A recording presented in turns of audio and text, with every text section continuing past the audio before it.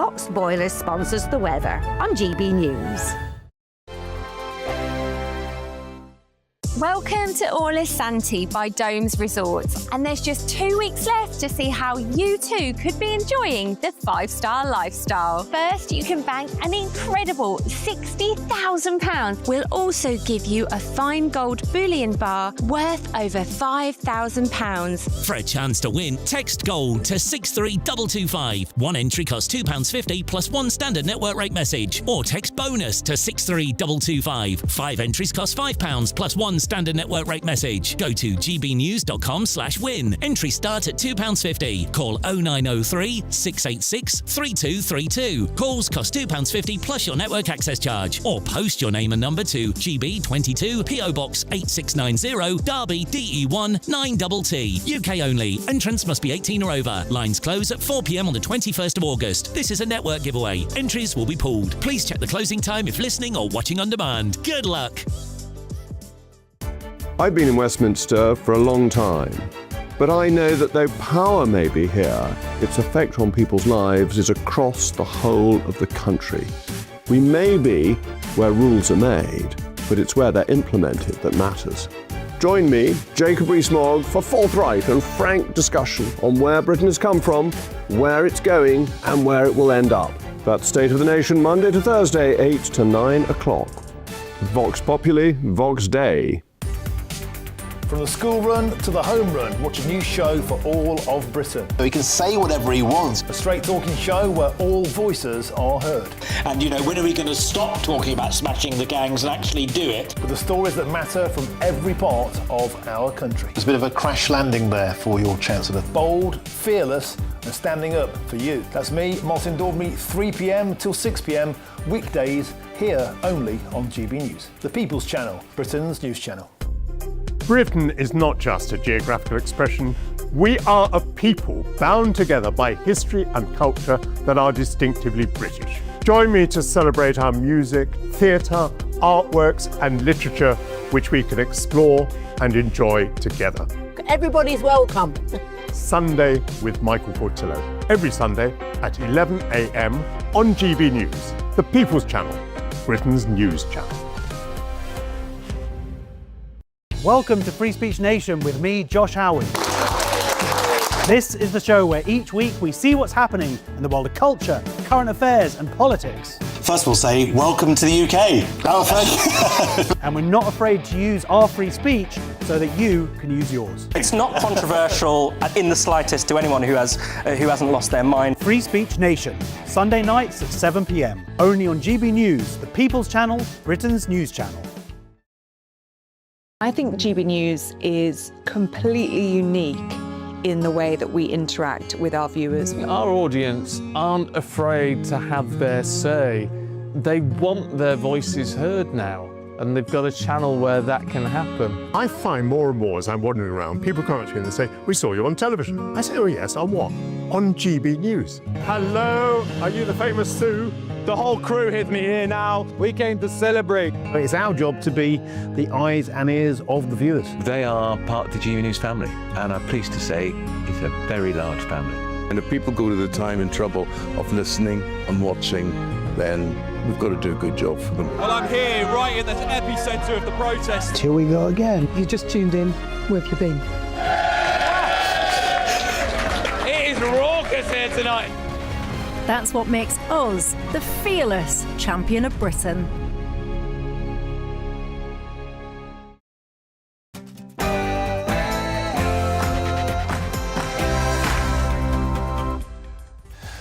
Very, very good afternoon to you on this scorching, beautiful afternoon. It's 3 p.m. Welcome to the Martin Daubney Show here on GB News, broadcasting for you loyally as ever until 6.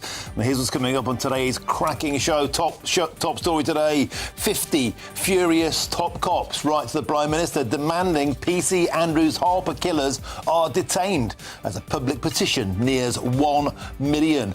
As 13 asylum seeker hotels close today, Andy Burnham faces a righteous middle-class backlash after the the Prime Minister tells GB News that affluent areas will also have to share the pain of immigrant HMOs. And the Prime Minister's holiday and his honeymoon period are well and truly over. Like Keir Starmer before him, events, dear boy, are completely eclipsing our new Prime Minister as the heat wave continues to take a grip of Britain. Is Andy Burnham feeling the burn? Yes, Andy Burnham appears to have staked his entire reputation and authority on not releasing the killers of Andrew Harper early. But it seems he doesn't have a legal way to do it. Is Andy Burnham in a bind already? Superb, Olivia. And also today, exclusive analysis by GB News has revealed that Andy Burnham has the worst record in history for dinghy arrivals onto British shores, with a staggering 130 illegal immigrants landing here every single day. That's worse than Keir Starmer, worse than Rishi Sunak, and worse than Boris Johnson. Things are so bad, Mr Burnham has earned the name Mr Megadinghy. The small boats crisis sunk Sunak. The Star Armada smashed Keir Starmer. By the crisis, Muller Mr Megadinghy. A serial sex monster, Simon Levi, was today jailed for life and will now die in prison. The one-eyed murderer and rapist smirked as he was sent down, leaving heartbroken relatives saying he destroyed our lives and we will never get over this. Surely, heads must now roll over why this monster was free to kill. And today's total solar eclipse will be the best since 1999, and we'll tell you all the best hot spots in Britain to see it. Our national reporter, Jack Carson, is down there for us in Falmouth. Well, we are probably in the best place to watch this solar eclipse. 95% of coverage of the moon over the sun here in Cornwall. There is not a cloud in the sky compared to 27 years ago. We're all set for when that eclipse starts, just after 6 p.m. a little bit later this evening. Thank you, Jack. And Doogie Beattie has been down there in Benidorm since Monday, and he's been causing absolute bedlam in Benidorm. He's been propositioned. The heartthrob of GB News cavorted with a Marilyn Monroe lookalike, and as you can see, ridden a mechanical bull. He takes no bull. What's he got in store for us today? There's only one way to find out. Doogie. Well, 36 degrees in the shade. You can see the beaches are empty of the Brits. The heat is too intense. They've headed to the bars for the shade and some hydration. We'll be live throughout the programme.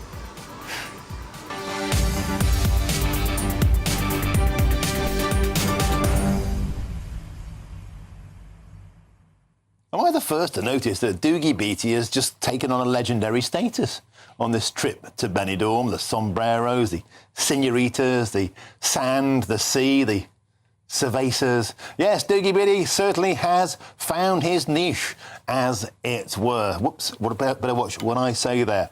Feel the burn as the heat wave grips Britain. Is the Prime Minister losing his grip on the country? 50 top cops writes to the Prime Minister demanding the killers of PC Andrew Harper are not released early. Keir Starmer was defined as a Prime Minister by choosing the wrong people to go to battle with: pensioners, farmers. Burnham has gone to war with the old bill. HMO madness across Britain as 13 asylum hotels closed down today. Is Asylum Street coming to a street near you? An exclusive analysis by GB News today will reveal Andy Burnham has the worst record of any Prime Minister on history for small boat arrivals. So bad, some in Whitehall are now calling our Prime Minister Mr Megadinghy. Get in touch, gbnews.com/your say is the way to do so, or scan the QR code on your screens now. Enough from me as your headlines with Tatiana Sanchez.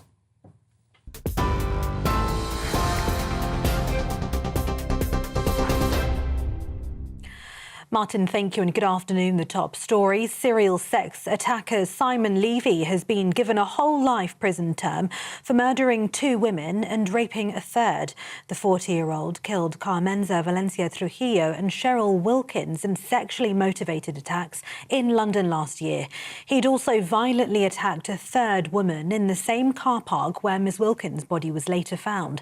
Sentencing him at the Old Bailey, the judge said Mr Levy ruthlessly exploited vulnerable women for his own sexual satisfaction. The families of his victims told the court their lives had been destroyed. One woman who survived an attack by Levy said she thought she was going to die. In other news, 50 police leaders are urging Andy Burnham to use every lawful option to stop PC Andrew Harper's killers being released early. A letter has been signed by senior figures across the UK, including Met Commissioner Sir Mark Rowley and the head of the National Crime Agency. They say the case goes beyond policing, raising serious questions about public safety, victims' trust and confidence in the justice system. Albert Bowers and Jessie Cole are currently due to be released next year, halfway through their 13-year sentences for manslaughter. Labour Minister Anna Turley says the government is trying to stop the early release of the most serious offenders, but blames the Conservatives for creating the overcrowding crisis in the first place. The prison situation is in crisis. We know that. We inherited a huge crisis in our prison population where the Tories only built 400 places. We are now trying to remedy that by building more prison places than we've seen since the Victorian era. But the reality is that we have to make sure that the prison system doesn't collapse, the criminal justice system doesn't collapse. We need to make sure that we've got places for today's offenders, tomorrow's offenders. And unfortunately that has meant that we've had to look at the early release scheme. But the Conservatives say Labour is making the wrong choice. Shadow Home Secretary Chris Philps says criminals don't need to be released early if ministers are prepared to take more radical action. We should be renting places in prisons overseas. Sweden, for example, has just done that, renting some places in Estonia. We should be kicking out a lot of foreign criminals who are in our prisons, either to serve the rest of their prison sentence in a prison in their home country, or if they're near the end of their sentence, just to be deported. Those are the kind of solutions that would work. We need to change the planning system so that prisons can be built much faster. And in the short term, we need prefabricated cells to be put up inside the perimeter of existing prisons. Cambridge University is now investigating how Professor Jason Arday was appointed after he resigned amid a plagiarism row. Professor Arday quit last week following reports alleging he plagiarised his PhD thesis and other academic work. The university says it will look at his appointment in 2022 and his time at Cambridge since then.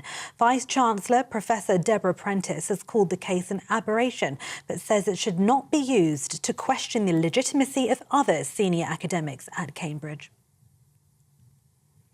The King has sent a message of sympathy to Colombia after a devastating earthquake killed at least 181 people. More than 2,500 people have been injured and almost 200 still missing after the 7.4 magnitude quake.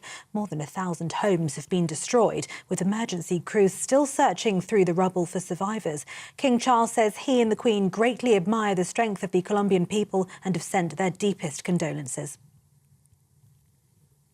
Andy Burnham says the government could ban disposable barbecues as extreme heat and drought leave parts of the country at growing risk of wildfires. The Prime Minister is chairing a Cobra meeting today with firefighters, farmers and NHS staff all under pressure from the hot, dry weather. Nearly 3/4 of England and the whole of Wales are now in drought, with temperatures expected to climb as high as 38 degrees tomorrow.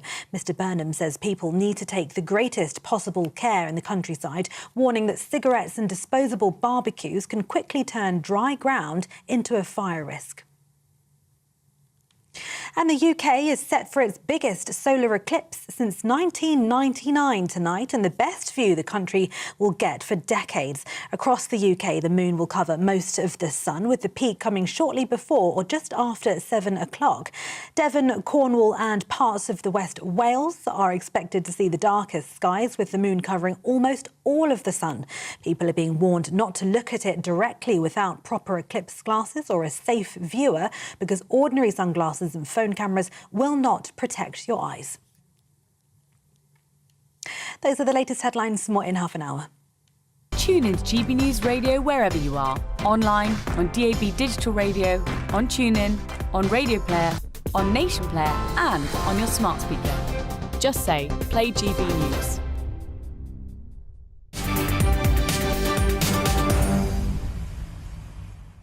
Thank you, Tatiana. Beautiful stuff. Now, top story today is Andy Burnham feeling the burn.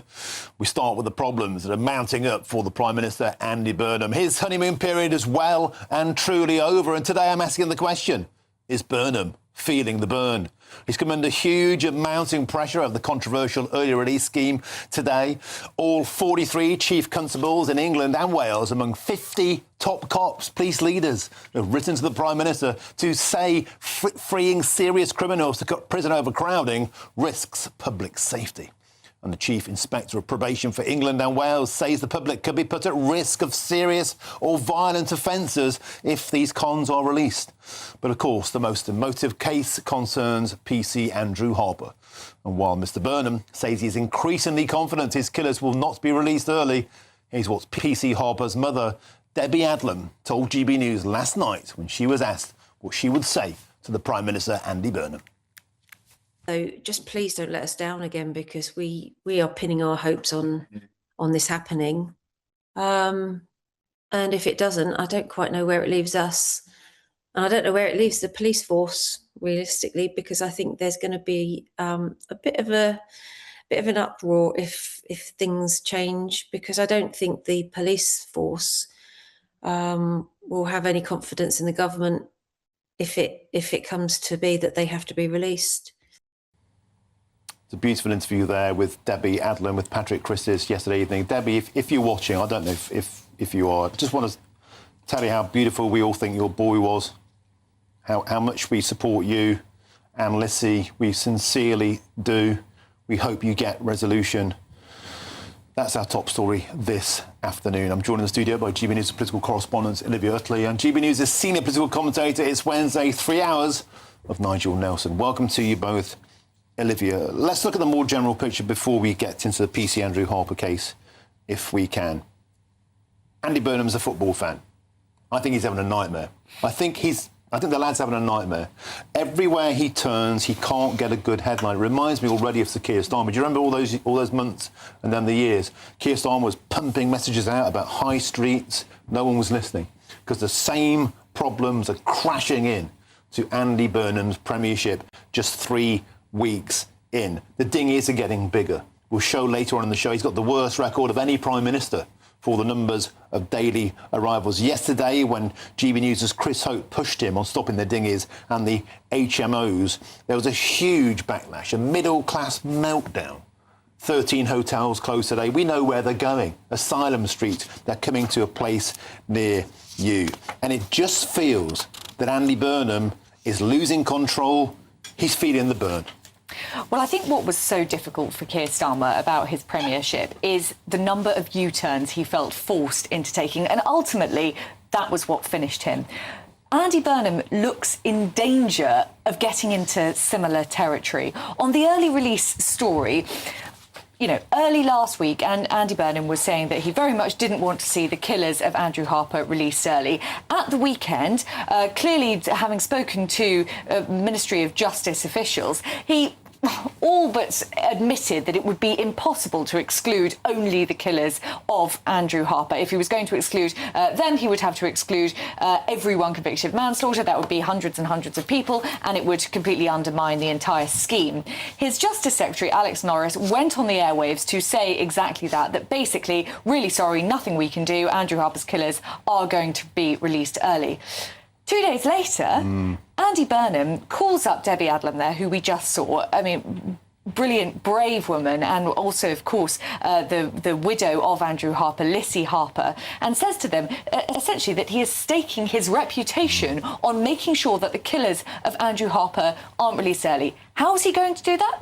It doesn't look as though he yet has any idea at all. He called up his Justice Secretary, who was just on the way to his summer holiday, and said, you've got to find a way to fix this. He's got a few ideas, but none of them sound as though they've really got legs. One of them is to convert women's prisons to men's prisons. Well, one problem with that is that female prisoners would end up being in prison far, far away from their families, and it doesn't sound as though it's going to free up many spaces anyway. Then you could release those who are convicted of indeterminate sentences. That's something that Andy Burnham has been keen on doing before. But actually, if you look at the data, then quite a lot of people convicted on indeterminate sentences are in psychiatric wards and are a genuine danger to the public.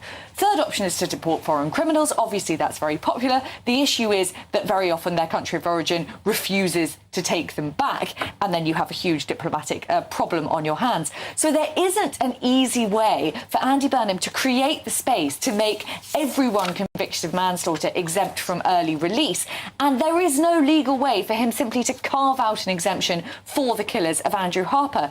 So he has listened to the Ministry of Justice officials who essentially said, you can't do this. Then he has listened, rightly, of course, to the victims and said, hang on a minute, we have to do this.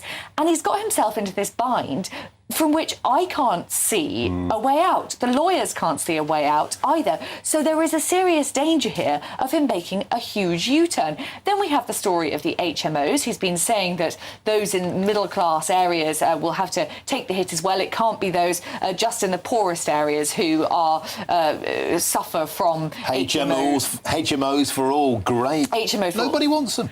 Exactly. And I think probably he sort of misspoke. I think you sort of get what he's driving at, but he misspoke. As the Mayor of Manchester, perhaps it was OK to misspeak every now and then. The press didn't interrogate him too closely. He didn't have an opposition. When he is Prime Minister now, he can't afford to be making mistakes like this. He did something similar when he first became Prime Minister, talking about sort of North versus South as though it was a war. And there was a backlash from the South who felt that he wasn't speaking for them. He sort of papered over that by saying that he was going to be a Prime Minister for every postcode. But again, I think we're heading for, if not a U-turn, then certainly a sort of pivot in direction. And that is the thing that ended Keir Starmer's career. You turn again and again, and eventually not only your own backbenchers but also the public begin to think that you're weak and you can't stick to any decision. Olivia Utley, superbly summarised. Thank you very much. Stick with us. I want to get my next guest in now. I'm delighted to be joined by Stuart Blake, and he's a former senior detective with Thames Valley Police. Stuart, welcome to the show. It's a pleasure to have your company. Thank you for your service. I want to drill down to what seems to be now this treacle of inactivity. This seems to be grounding. We've heard the mother there of PC Andrew Harper so poignantly, so dignified and so poised, just saying, sort this out. Today, 50 top coppers writing a letter to the Prime Minister, including 43 police chiefs. Keir Starmer's premiership was defined by choosing the wrong enemies, pensioners, farmers. Has Andy Burnham gone to war with the old Bill? Well, I think the most important part of this is the fact that policing's united on this particular issue. I think it's unprecedented that chief constables from across the country, say the 43 plus those, including the Commissioner of the Metropolitan Police, have come together and they agree that the early release plans drive a stake through the confidence of the criminal justice system and the judiciary. So I think it's a really poignant moment in terms of the unprecedented nature of the letter that's come from the Chiefs Council to the Prime Minister, and I really hope that he takes it on board, because this problem needs to be sorted out. The letter is very poignant. It says there is a profound strength of feeling across policing about those responsible for PC Andrew Harper's death benefiting from arrangements that could see them released substantially earlier than expected. And Stuart Blake, it's worth pointing out, this isn't about vengeance. It's about making sure that bad people serve a fair term and good people who paid the ultimate price, like PC Andrew Harper, thousands, hundreds of thousands of people who serve the public and risk their lives every day, that they feel valued and that they matter. The Prime Minister could and should take action to keep these scumbags in jail, not only to support PC Andrew Harper's family, but to support every copper in the land. Well, I think it's wider than the, as tragic as the Andrew Harper case is, and obviously I know that case inside out, having led the investigation. I just think that the whole idea of the early release scheme, including manslaughter, which is the unlawful killing of another human being, some of the most serious offences that are committed outside of homicide, just shouldn't form part of this early release scheme. And I understand the pressures that the government are under in terms of the prison population. I understand that, and the solutions need to be found, and there are solutions I listened intently to the Ministry of Justice and the reporting of that there are no solutions to this problem other than the early release scheme. I just don't accept that. I think there are options available to ministers. I think one of the things that could be considered is looking at any sentence for manslaughter that's been handed down more than 10 years of imprisonment. They should be excluded from that early release scheme, because then you're identifying the most serious cases. Andrews was one of the most serious cases of manslaughter.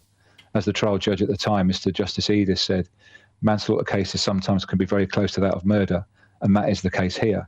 This was a very serious case of manslaughter, and the levels of culpability of the three that were involved and responsible for Andrew's death was sentenced on that basis.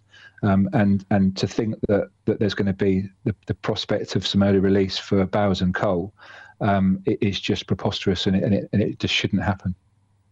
Stuart, if we're able to separate the grieving family of PC Andrew Harper from the rest of the police force, how devastating would it be for police forces, for police officers across the land? What kind of message would it send out to those who serve on the thin blue line if these two ratbags were let out early? Well, I think that's the worry, isn't it? The worry is the message it sends to wider policing across England and Wales and the UK in general. The thought of the fact that the early release scheme has in some way benefited two people that are responsible for a police officer's death. And then when you look at the circumstances of Andrew's death, the tragic circumstances of how he died, responding to a member of the public's call for assistance, that we mustn't lose sight of the fact that Andrew and his crewmate were actually on their way home. They didn't have to respond to that call for assistance, but them being professional police officers, as others up and down the country are every day, that they did the right thing. They responded to the call for assistance, and ultimately it cost Andrew his life. It feels that life may not be recognised by those that are making these decisions. It's a terrible thing to hear. It must be a terrible thing for you to have to say. But thanks for joining us today, Stuart Blake there, a former senior detective with the Thames Valley Police, who formed part of that investigation and led the investigation into the death of PC Andrew Harper. Nigel Nelson, quick word from you on the more general term. I think Andy Burnham's having a nightmare. Well, I really do. The nightmare he's having is no different from one that any Prime Minister would face given the situation at the moment. Keir Starmer was working on early release before he ceased to be Prime Minister. He would have faced this problem now. If Rishi Sunak was still Prime Minister, he'd face the problem. So it's something. It's called being in government. It's difficult, and sooner or later, Andy Burnham's going to have to start saying no to people. Starting to feel like it's being incompetent. No, he's not incompetent. He's not incompetent at all. I mean, the whole thing about the boats. Well, close the HMOs. If we're talking about early release, just sticking to what Stuart was saying there, he came up just a second ago with a possible solution, which is serious manslaughter cases stay in prison. So why don't they say that? You could do that. Say it. Get on with it. Well, be firm. Hang on. You take could do decisive that, action. but that means floundering around like changing the criteria for early release. So what you're doing is you're drawing the line differently. You're drawing it on length of sentence. OK, thank you very much, Nigel. Thank you very much, Olivia Utley. We have to move on. Play more of this later in the show, of course. Now, still to come and find out why the pathetic jail sentence given to the Afghan illegal immigrant who raped a teenage girl in my home city of Nottingham could and should be increased. And also next, today's total solar eclipse will be the best this century. We'll tell you the best spots in Britain to go to see it. This is GB News, Britain's #1 news channel.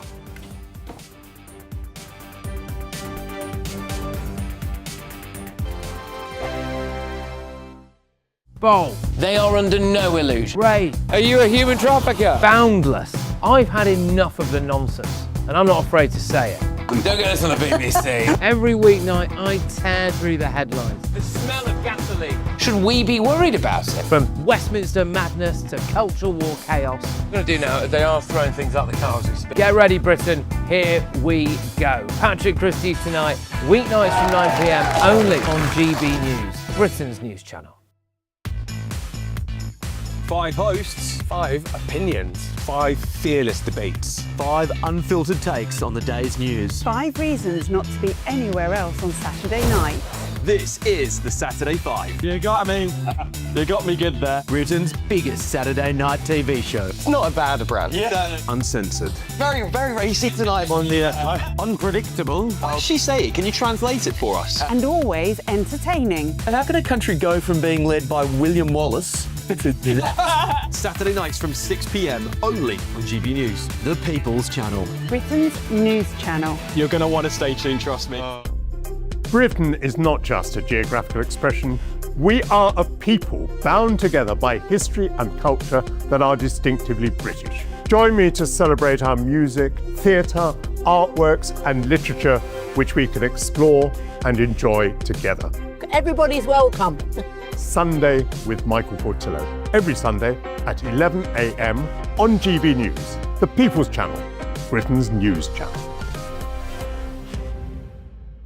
I've been in Westminster for a long time, but I know that though power may be here, its effect on people's lives is across the whole of the country. We may be where rules are made, but it's where they're implemented that matters. Join me, Jacob Rees-Mogg, for forthright and frank discussion on where Britain has come from, where it's going, and where it will end up. That's State of the Nation, Monday to Thursday, 8 to 9 o'clock. Vox Populi, Vox Dei. Welcome to Free Speech Nation with me, Josh Howard. This is the show where each week we see what's happening in the world of culture, current affairs and politics. First we'll say, welcome to the UK. Oh, thank you. And we're not afraid to use our free speech so that you can use yours. It's not controversial in the slightest to anyone who hasn't lost their mind. Free Speech Nation, Sunday nights at 7 p.m. Only on GB News, the People's Channel, Britain's news channel. As soon as it hits 11 and the headlines come in, The Late Edition brings you the breaking news from all the front pages. because the news is going to happen. So get a head start today. Patrick Christie's tonight, Late Edition. Alex Armstrong tonight, Late Edition. From 11 o'clock every night. Only on GB News, the People's Channel, Britain's news channel.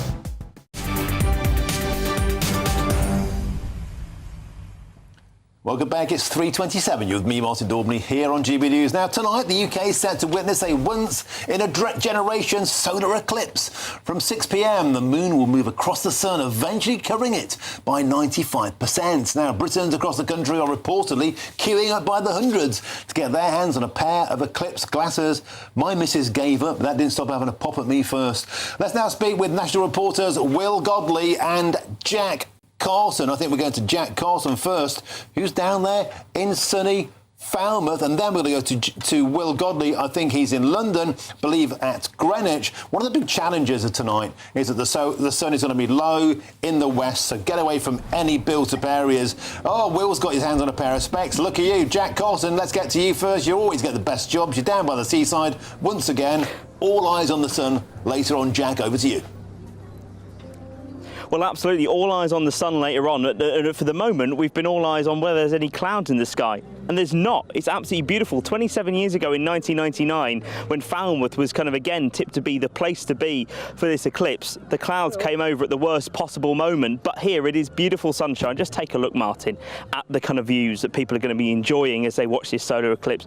The beautiful boats out there on the water, the waves. I mean, you have got people like the RNI warning people to not be in the water because of strong tides when that eclipse happens. But of course, being able to watch it is the main thing. That's the next thing. And can people get their hands on a pair of these? There has been one man on a quay just over there who has basically been back and forth to Exeter over the past 24 hours. He was telling us yesterday he went and got 600 pairs from Exeter and was selling them. He's got more today that he was selling cash in hand on the front, because it's effectively, as you've been talking about, Martin, there's been nowhere to try and find them. People have been selling out, can't get them off any kind of online stores, struggling to find them on any shops down the high street here in Falmouth. So many shops were simply saying that, well, they don't have any in stock, so don't bother to try and find them. Thankfully, we've managed to find some, so we'll be able to safely watch that eclipse. Of course, there are so many other ways in which you can kind of do your own DIY projectors to watch them, but it is here in Cornwall a 95%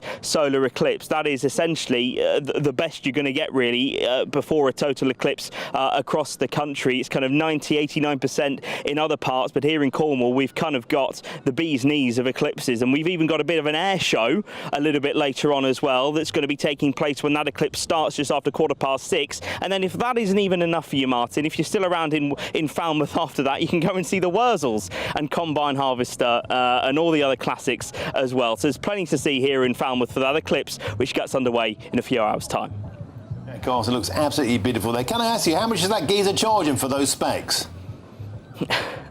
Do you know what? I have to say, he's being really reasonable. So he charged me £6.50, and he's saying at the moment he's having to buy them £5 a unit. So he's not even making a mockery of the demand at the moment, because a few weeks ago he was saying they were 50p wholesale. They're now a fiver. So he himself is only really covering his expensive petrol costs to get to Exeter and back to try and sell them to people that have come here to watch the eclipse. Jack Carson, if there's any way you can get your claws on a pair of those and get to London before sundown and give them to my missus, you might save me from getting thrown out the window, mate. Thank you very much indeed, Jack Carson. Let's get there to Will Goddard. Will Goddard, looking very futuristic, looking very debonair, looking very slick. You got your specs well and truly wedged on your kisser.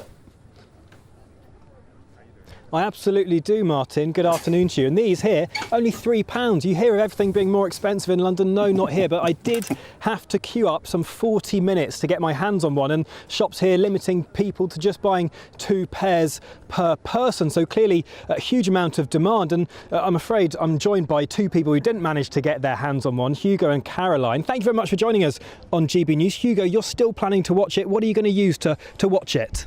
So we're going to use, it's something you drain vegetables with, so we're going to use a colander and we're going to look through it and look at the shadow of the moon going over the sun on the ground. But because if we look up at the sun, then it can really damage your eyes. So you're better at this than I am. That was an amazing explanation, Hugo. And how excited are you to see one of these? Actually really excited. I think the last one was 27 years ago and the next one's going to be in 54 years. So it's a pretty special occasion. You are an absolutely amazing reporter, Hugo. You're stealing all of my facts. And Caroline, you're his auntie. How excited are you to watch this eclipse tonight? Oh, it's going to be great, and it's fantastic to actually be here in Greenwich. So yeah, it's worked out so well coming here, perfect weather. It'd be great to see it with you, Hugo. And what are your plans? How are you going to watch it? Well, we're also going to go home and come back here later, but we're going to use a card and make the tiny little hole through it so we can look at that as well, because unfortunately we weren't able to get the glasses. They seem to have sold out everywhere, so you were very lucky to get the last ones around here. I'm clinging on to them tightly. Yes. And you're having a picnic as well, aren't you? Yeah, so we're going to come back near here and watch it just on the very dry and brown grass. Yeah. And watch it. Yeah. Amazing. Well, thank you very much, both of you, for joining us on GB News. Hopefully your colander trick works, Hugo. Looking forward to seeing how you get on with that. I, thankfully, can suffice with these glasses, but of course did take a lot of trouble for me to get them. Some people, as these guys have struggled with, to get their hands on them. Let me just show you, Martin, where we're expecting to see the eclipse later on, because where we are in Greenwich, we are going to be spoilt for a view. It's going to take the sun's going to pass right over where we are now and right across through these famous London landmarks. So it's going to be a real spectacle from here in Greenwich. Well, Will Godley, that intrepid young reporter there, can you please tell him he's an absolute eclipse expert? He seriously puts you in the shadow, Will Godley. Please give that little kid an ice cream, get him a pay rise. Will Godley, Jack Carson, magnificent. 2 reporters whose talents can never be eclipsed. Thank you very much indeed. Gentlemen, thank you very much. Mind how you go down there. Now, still to come. Early this week, the illegal immigrant who raped a 13-year-old girl in my home city of Nottingham was jailed for just 9.5 years. 9.5 years for destroying a child's life. I'll get full reaction to this news that this sentence could now be increased, and it should be increased. First, though, here's your latest news headlines with Tatiana Sanchez.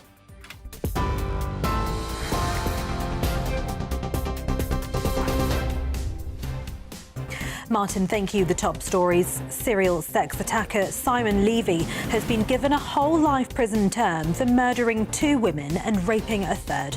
The 40-year-old killed Carmenza Valencia Trujillo and Cheryl Wilkins in sexually motivated attacks after a string of police and court failings left him free to offend. 50 police leaders are urging Andy Burnham to use every lawful option to stop PC Andrew Harper's killers being released early. In a letter to the Prime Minister, they say officers who run towards danger must be able to trust that the justice system will stand behind them. Andy Burnham says the government could ban disposable barbecues as extreme heat and drought leave parts of the country at growing risk of wildfires. The Prime Minister is chairing a Cobra meeting today with firefighters, farmers and NHS staff all under pressure from the hot, dry weather. And the UK is set for its biggest solar eclipse since 1999 tonight, and the best view the country will get for decades. Across the UK, the moon will cover most of the sun, with the peak coming around 7 o'clock this evening. Those are the latest headlines. More in half an hour. Tune in to GB News Radio wherever you are. Online, on DAB Digital Radio, on TuneIn, on Radio Player, on Nation Player and on your smart speaker. Just say, play GB News. Hello, good afternoon. Welcome to your latest GB News weather update brought to you from the Met Office. Hot and sunny for the next couple of days for much of England and Wales. And of course, this evening we have the solar eclipse. And we do expect clear skies for much of England and Wales as well. That's thanks to this area of high pressure that's also bringing this dry and sunny weather and pulling in these southerly winds. So through this evening, around the solar eclipse between 6 and 8 p.m, clear skies for much of England and Wales. Further north for Scotland and Northern Ireland, there will be some clear skies, so you should catch a glimpse. But the very far north and west, I think there'll be quite a lot of cloud around, so that will restrict any potential. But it is going to be a warm night, temperatures holding up above 20 degrees for some areas across parts of England, so a sticky night to come for many of us. And another very hot day on Thursday, particularly further south, but even across parts of eastern Scotland, temperatures will climb towards the mid to high 20s later on in the day. Meanwhile, further west, it's going to remain quite cloudy with outbreaks of some quite heavy bursts of rain through the day. You can see some of those showers already developing through Thursday morning. Elsewhere across the UK, a sunny and warm start to the day. The sunshine is going to be very strong indeed throughout the afternoon in particular. Temperatures are set to climb towards the high 30s, 36 to 37 degrees. We do have an amber extreme heat warning in force through the afternoon across parts of central and eastern England. That's where we're expecting the highest temperatures, but even surrounding these areas, temperatures are set to rise towards the mid-30s, so we'll likely see some impacts from the heat, so do take care if you are planning on being outside throughout Thursday afternoon. Cooler further north and west, that's thanks to this cloud as well as the rain that will continue through Thursday evening, particularly across the northwest. Turns a little bit cooler from the west on Friday as showery rain starts to spread into some areas. This weekend looks relatively dry. Bye-bye. Thank you, Britain, for the thousands of you who are becoming friends of GB News every week. You're not only watching and listening to our programmes, you're becoming part of them too. Good afternoon. This is the latest AI travel news from GBNews.com. The M25 clockwise is affected by a collision at junction 27 in Epping. The M5 southbound is affected by a collision between junctions 4A and 5. The M20 eastbound is closed between junctions 2 and 3 in Wrotham. The M40 southbound has queuing between junctions 10 and 9 in Bicester. In Scotland, the A701 at Parkgate is partially blocked in both directions. Across Wales, the M4 westbound from J24 Coldra to J26 Malpas is congested with possible delays. And on the trains, cross-country and East Midlands railway services may be affected by hot weather, with some disruption on various routes. For more travel news, go to gbnews.com.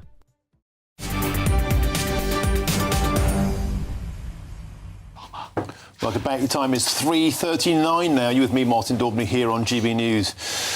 A case has appalled the nation. The Afghan illegal immigrants who groomed and raped a 13-year-old girl in my home city of Nottingham could now have his sentence reviewed. There was a massive outcry when Abdul Khan was jailed for a pitiful 9.5 years on Monday.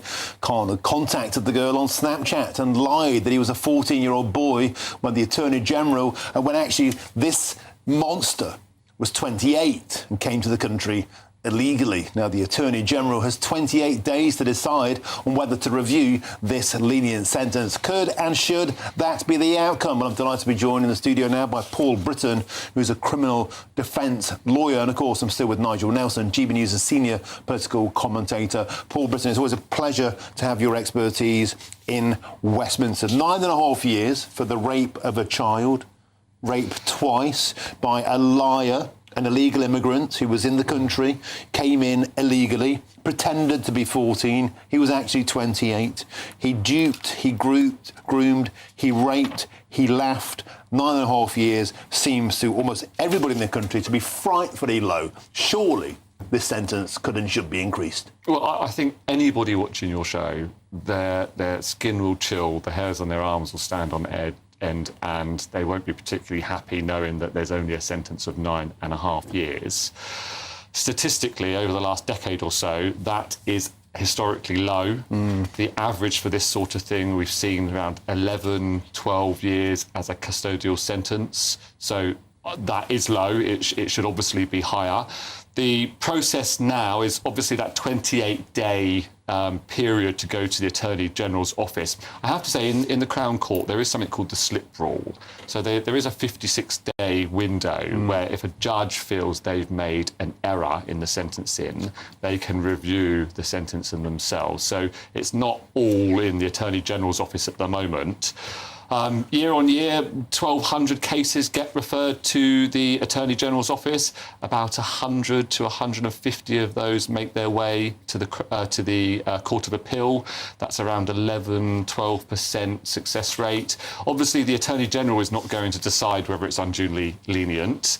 The test is that it's the 28 days, it's a referral, and the most objective one is the Attorney General has to agree that it does, on the face of it, seem unduly lenient. Well, Paul Britton, we have a new Attorney General. That's Ellie Reeves. She's a Member of Parliament in South London. Now, I know the Labour Party watch this show because when we annoy them, they tell us.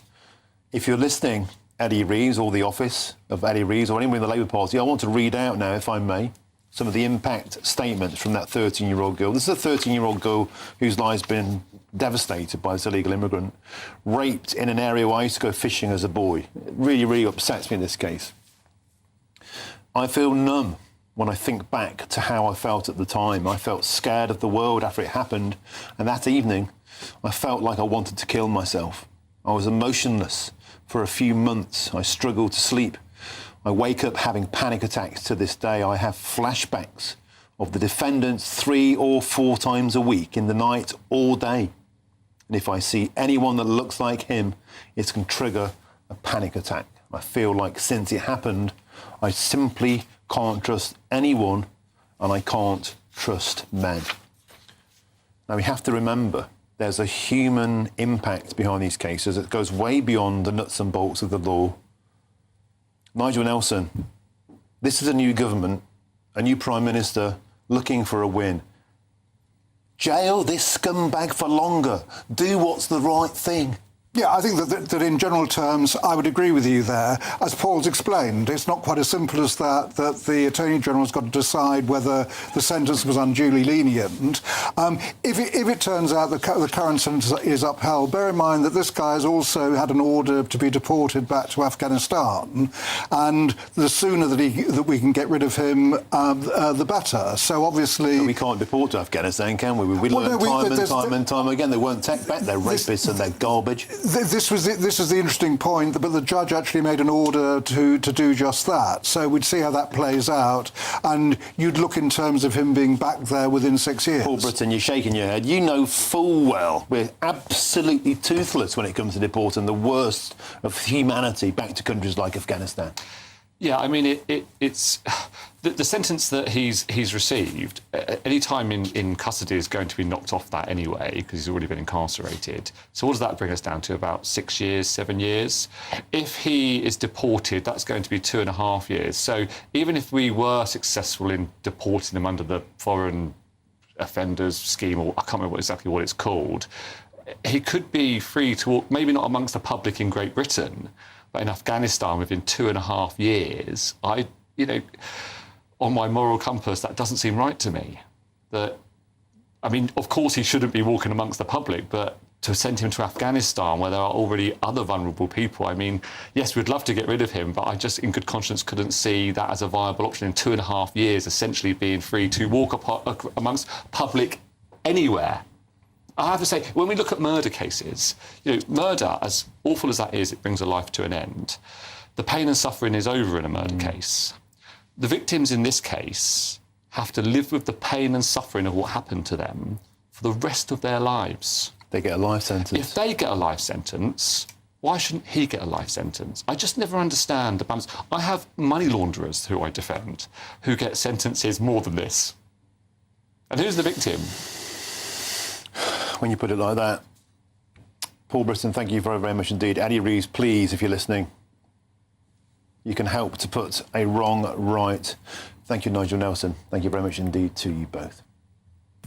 Now then, complete change of tone next. Let's light on the mood. Coming up next, we're going to cross to Benidorm to find out what our man Doogie Beattie has been getting up to. Take it away, Doogie, you absolute legend. Yeah, it's 36 degrees in the shade. The beaches are empty, the bars are full. To find out whether it's going to rain, shine or roast where you are, here's the weather.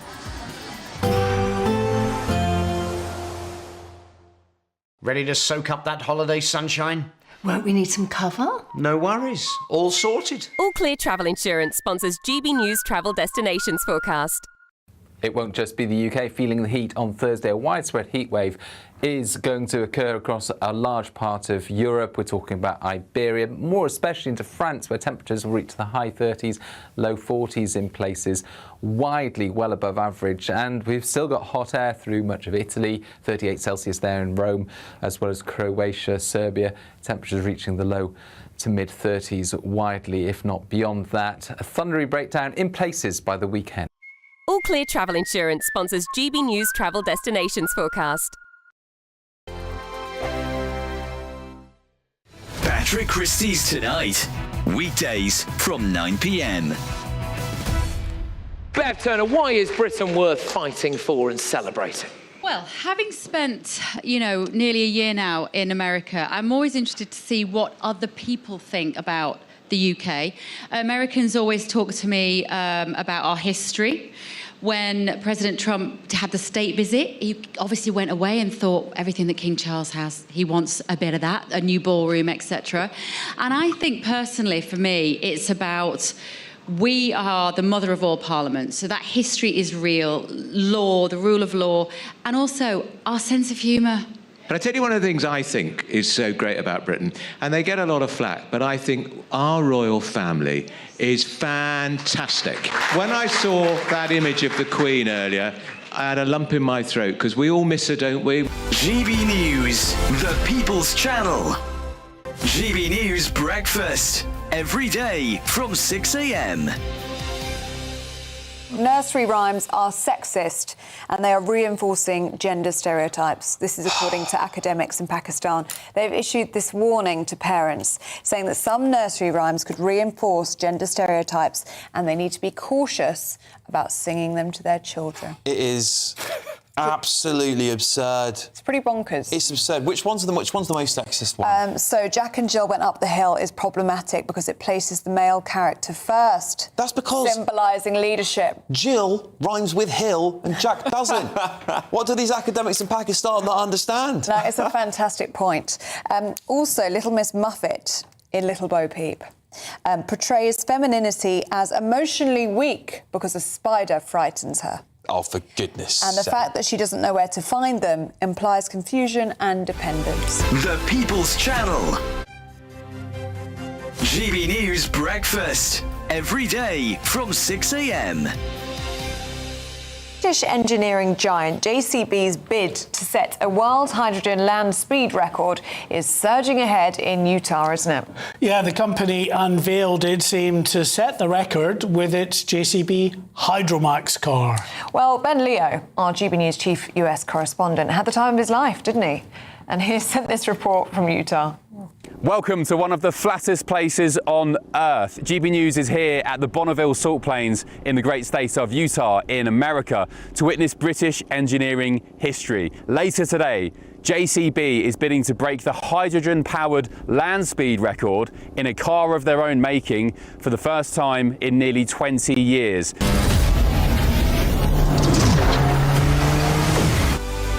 GB News, the People's Channel.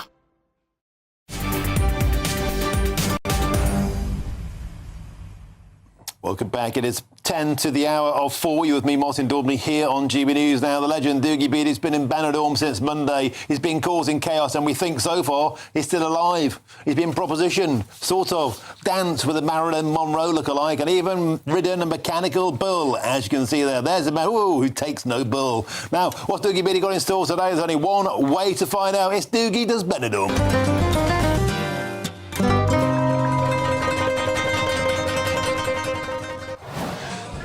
Let's get to Dougie Beattie now, the senor with a plan, very, very popular with the senoritas. Dougie, what's the latest?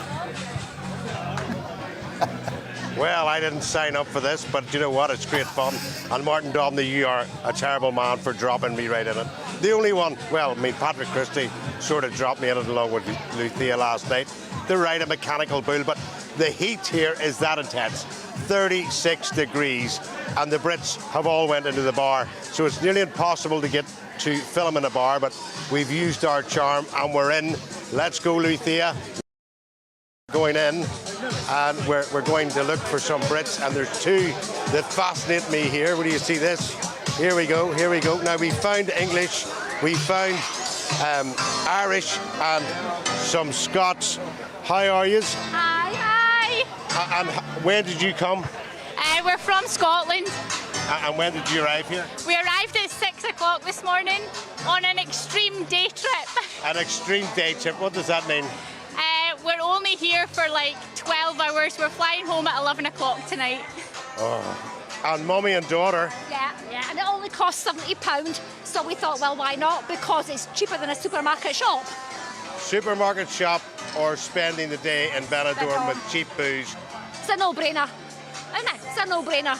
And is there no chance you might just decide we're going to stay? No, because my husband would kill me. We did consider it because I said to my mum earlier on, we might just stay and miss the flight, but she's not up for it. Do you know what trouble you would get your mother into? I know. My dad would not be happy. He's trusted you for one day with your mother away. Has your Would husband? you trust us? Has your husband actually visited Benidorm on his own? No, he hasn't. I've been here 27 times. That's my daughter's first time. She's a Benidorm virgin. But well, my husband's never been. Not that he's told you anyway, let's put it like that. Enjoy your day. Thank you. And please don't miss your flight. No. Because you've now appeared on TV, he knows you're here, he knows you're drinking. I know. You know, I mean, it's a no-brainer. No. Look after yourselves. Thanks for talking to GB News. Enjoy your day. We're looking about here to see if there's any more Brits that will talk to us. Are you British? Yeah. When did you arrive? Where did I drive? When did you arrive? Oh, when did I arrive? Thursday. And when do you go home? I'm going home tomorrow. Me and my mate are leaving early. And have you had a good time? Oh, it's been amazing. Amazing. And have you spent much time in the strip at nights? Basically every night. I don't know what it's like, I can't remember, but... Is that a sign of a good holiday? Oh yeah, of course it is. Fantastic. Let's go out of here because the music's getting far too loud in here. But yes, Martin, that's the Brits abroad having a really, really, really good time and pretty much enjoying the sunshine, enjoying the bar, enjoying the madness of the strip. Now, Patrick Christie's wife said that he could come out here next year with me, and I'm going to hold her to that and see he'll come out. What about you, Martin? Would you arrive out? Dougie Beattie, if my helicopter awaits, I'll be there before that eclipse this evening, mate. You seem to have an uncanny knack of finding attractive blondes in bars. It's a very noteworthy skill, Dougie Beattie. Well, it's the Irish charm, really, isn't it? You know, getting your way around managers to get into bars. And they all know now because you put out a TikTok. You put out a TikTok of me getting whisked off by a load of women. I was afraid I was going to end up like one of them plastic men on a hen night. But we'll see you later on and keep you up to date with what's going on. Biggie Beatty, stay alive, stay safe. Stick with us. We've got another superb exclusive. Andy Burnham, the most illegal immigrants per day of any Prime Minister in history. That's next.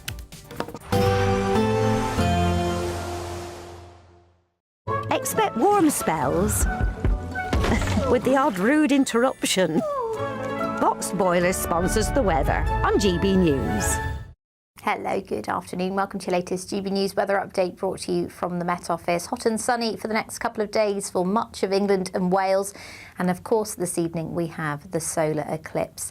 And we do expect clear skies for much of England and Wales as well. That's thanks to this area of high pressure that's also bringing this dry and sunny weather and pulling in these southerly winds. So through this evening, around the solar eclipse between 6 and 8 p.m, clear skies for much of England and Wales. Further north for Scotland and Northern Ireland, there will be some clear skies, so you should catch a glimpse. But the very far north and west, I think there'll be quite a lot of cloud around, so that will restrict any potential.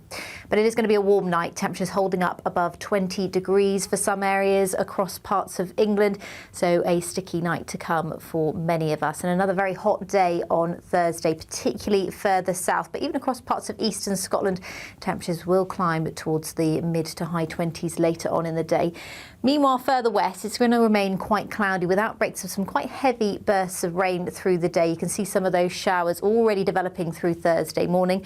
Elsewhere across the UK, a sunny and warm start to the day. The sunshine is going to be very strong indeed throughout the afternoon in particular. Temperatures are set to climb towards the high 30s, 36 to 37 degrees. We do have an amber extreme heat warning in force through the afternoon across parts of central and eastern England. That's where we're expecting the highest temperatures, but even surrounding these areas, temperatures are set to rise towards the mid-30s, so we'll likely see some impacts from the heat, so do take care if you are planning on being outside throughout Thursday afternoon. Cooler further north and west, that's thanks to this cloud as well as the rain that will continue through Thursday evening, particularly across the northwest. Turns a little bit cooler from the west on Friday as showery rain starts to spread into some areas. This weekend looks relatively dry. Bye-bye. Expect warm spells with the odd rude interruption.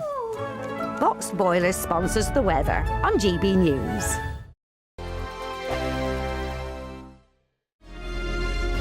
Thank you, Britain, for making GB News Radio such a huge success. Whether you're in the car, on the go, or listening at home, thank you for choosing us as your radio station.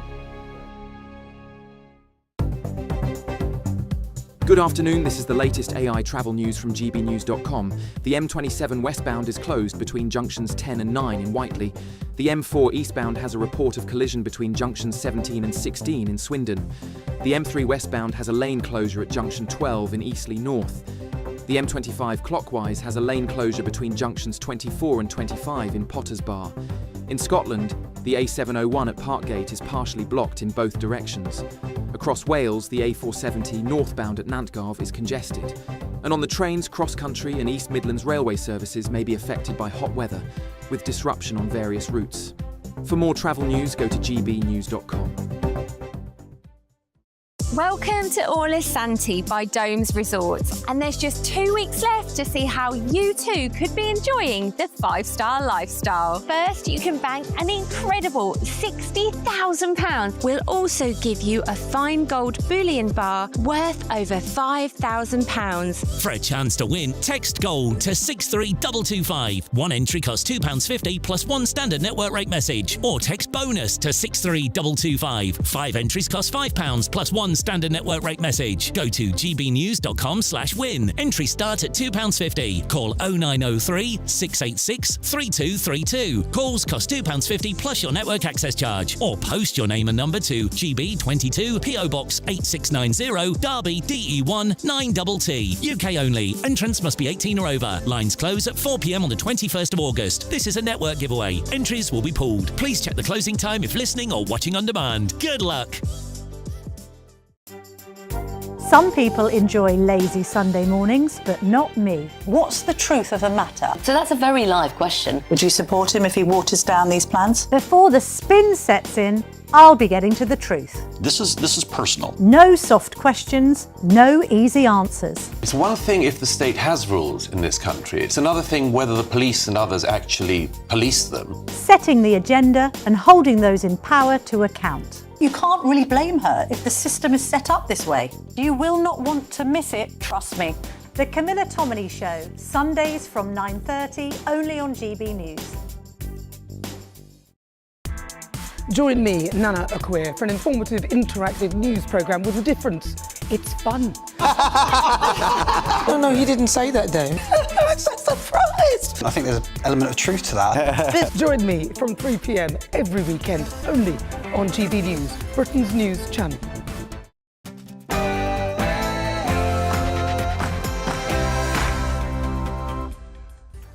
Very, very good afternoon to you on this beautiful afternoon. It's 4 p.m. Welcome to the Martin Daubney Show here on GB News, broadcasting for you faithfully as ever until 6. A cracking show awaits, and here's what's on today's menu. Top story today. Exclusive analysis by GB News has revealed that Andy Burnham has the worst record in history for dinghy arrivals onto British shores, with a staggering 130 illegal immigrants landing on our shores every single day. That's worse than Keir Starmer. That's worse than Rishi Sunak. And that's worse than Boris Johnson. And things are so bad, Mr. Burnham has earned the nickname Mr. Megadinghy in the corridors of Whitehall. The small boats crisis sunk Sunak. The Star Armada smashed Keir Starmer. Might the small dinghies crisis Muller Mr. Megadinghy? Yes, the top problem in Andy Burnham's inbox is that he has staked his reputation on not releasing the killers of PC Andrew Harper early. But does he have a legal leg to stand on? Find out more with me very soon. Yes, on that story, 50 furious top cops today write to the Prime Minister demanding that PC Andrew Harper's killers are detained, as a public petition nears 1 million signatures. And as 13 asylum seeker hotels close today, Andy Burnham faces a righteous middle-class meltdown, a backlash against HMOs, asylum streets coming to a street near you, after the Prime Minister tells GB News that affluent areas will also have to share the pain of immigrant HMOs. The Prime Minister's holiday and his honeymoon period, they're well and truly over. Like Keir Starmer before him, events, dear boy, are completely eclipsing our new Prime Minister. As the heat wave continues to take a grip of Britain, is Andy Burnham feeling the burn? And the serial sex monster Simon Levi was today jailed for life and will die in prison. The one-eyed murderer and rapist smirked as he was sent down, leaving heartbroken relatives saying he destroyed our lives and we will never get over this. Surely now, heads must roll over why Levi, this monster, was free to kill. And today's total solar eclipse will be the best since 1999. We'll tell you all the very best spots in Blighty to see it. Our national reporter, Will Godley, is in Greenwich Park there in South London. Yes, as the countdown is on, crowds here are gearing up for what's being described as a once-in-a-generational celestial event. Just after 7 o'clock this evening, we'll have over 90% totality of this solar eclipse. We'll be gearing up throughout the programme. Beautiful stuff there, Will Godley in South London. And our man Doogie Beattie's been in Benidorm since Monday. He's having the time of his life. Look at him. He even got his leg over last night. But don't worry, Mrs. Beattie. He won't take any bull. 36 degrees in the shade. The Brits are filling the bars and emptying the beaches in order to rehydrate. We'll have more throughout the programme.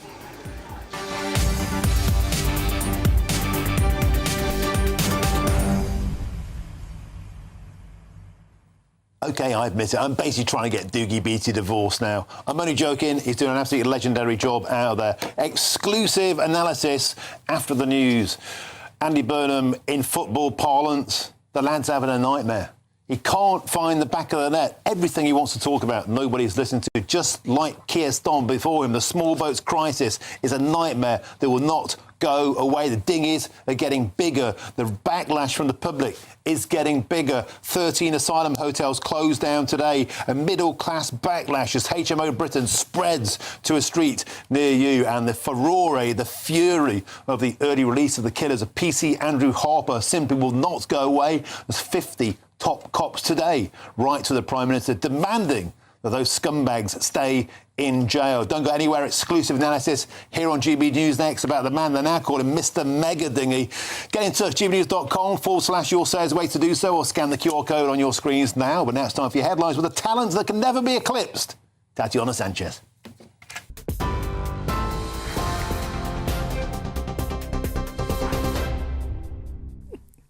Martin, thank you very much and good afternoon. The top stories this hour's serial sex attacker Simon Levy has been given a whole life prison term for murdering 2 women and raping a third. The 40-year-old killed Carmenza Valencia Trujillo and Cheryl Wilkins in sexually motivated attacks in London last year. He'd also violently attacked a third woman in the same car park where Ms Wilkins' body was later found. Sentencing him at the Old Bailey, the judge said Mr Levy ruthlessly exploited vulnerable women for his own sexual satisfaction. The families of his victims told the court their lives had been destroyed. One woman who survived an attack by Levy said she thought she was going to die. 50 police leaders are urging Andy Burnham to use every lawful option to stop PC Andrew Harper's killers being released early. A letter has been signed by senior figures across the UK, including Met Commissioner Sir Mark Rowley and the head of the National Crime Agency. They say the case goes beyond policing, raising serious questions about public safety, victims' trust and confidence in the justice system. Albert Bowers and Jessie Cole are currently due to be released next year, halfway through their 13-year sentences for manslaughter. Labour Minister Anna Turley says the government is trying to stop the early release of the most serious offenders, but blames the Conservatives for creating the overcrowding crisis in the first place. The prison situation is in crisis. We know that. We inherited a huge crisis in our prison population where the Tories only built 400 places. We are now trying to remedy that by building more prison places than we've seen since the Victorian era. But the reality is that we have to make sure that the prison system doesn't collapse, the criminal justice system doesn't collapse. We need to make sure that we've got places for today's offenders, tomorrow's offenders. And unfortunately that has meant that we've had to look at the early release scheme. But the Conservatives say Labour is making the wrong choice. Shadow Home Secretary Chris Philp says criminals don't need to be released early if ministers are prepared to take more radical action. We should be renting places in prisons overseas. Sweden, for example, has just done that, renting some places in Estonia. We should be kicking out a lot of foreign criminals who are in our prisons, either to serve the rest of their prison sentence in a prison in their home country, or if they're near the end of their sentence, just to be deported. Those are the kind of solutions that would work. We need to change the planning system so that prisons can be built much faster. And in the short term, we need prefabricated cells to be put up inside the perimeter of existing prisons. In other news, Cambridge University is now investigating how Professor Jason Arday was appointed after he resigned amid a plagiarism row. Professor Arday quit last week following reports alleging he plagiarised his PhD thesis and other academic work. The university says it will look at his appointment in 2022 and his time at Cambridge since then. Vice-Chancellor Professor Deborah Prentice has called the case an aberration, but says it should not be used to question the legitimacy of other senior academics at Cambridge. A 32-year-old woman who'd been trapped under rubble for 36 hours following the 7.4 magnitude earthquake, which shook Western Colombia, has been rescued alive. Daniela Lago was pulled from beneath a collapsed building in the city of Pereira after a 10-hour-long rescue operation. Firefighters finally managed to reach her via a tunnel they dug below 4 concrete slabs under which she'd been buried. At least 188 have died in the quake, according to official figures, and hundreds remain missing. King Charles yesterday said he and the Queen greatly admire the strength of the Colombian people and sent their deepest condolences. Andy Burnham says the government could ban disposable barbecues as extreme heat and drought leave parts of the country at growing risk of wildfires. The Prime Minister is chairing a Cobra meeting today with firefighters, farmers and NHS staff, all under pressure from the hot, dry weather. Nearly 3/4 of England and the whole of Wales are now in drought, with temperatures expected to climb as high as 38 degrees tomorrow. Mr Burnham says people need to take the greatest possible care in the countryside, warning that cigarettes and disposable barbecues can quickly turn dry ground into a fire risk. And the UK is set for its biggest solar eclipse since 1999 tonight, and the best view the country will get for decades. Across the UK, the moon will cover most of the sun, with the peak coming shortly before or just after 7 o'clock. Devon, Cornwall and parts of West Wales are expected to see the darkest skies, with the moon covering almost all of the sun. People are being warned not to look at it directly without proper eclipse glasses or a safe viewer, because ordinary sunglasses and phone cameras will not protect your eyes. Those are the latest headlines, more in half an hour.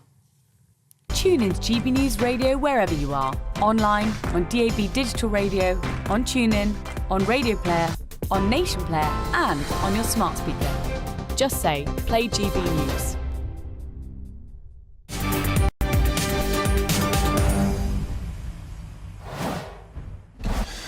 Thank you, Tatiana. We begin this hour with yet another astonishing GB News exclusive, this time on the small boat. Well, they're not small boats, the mega dinghy crisis. And it's yet more bad news for our new Prime Minister, Andy Burnham. We can reveal today exclusively analysis shows that more than 3,000 Channel migrants arrived in Mr Burnham's first 22 days as Prime Minister. Now that is a staggering 130 illegal immigrants landing every single day.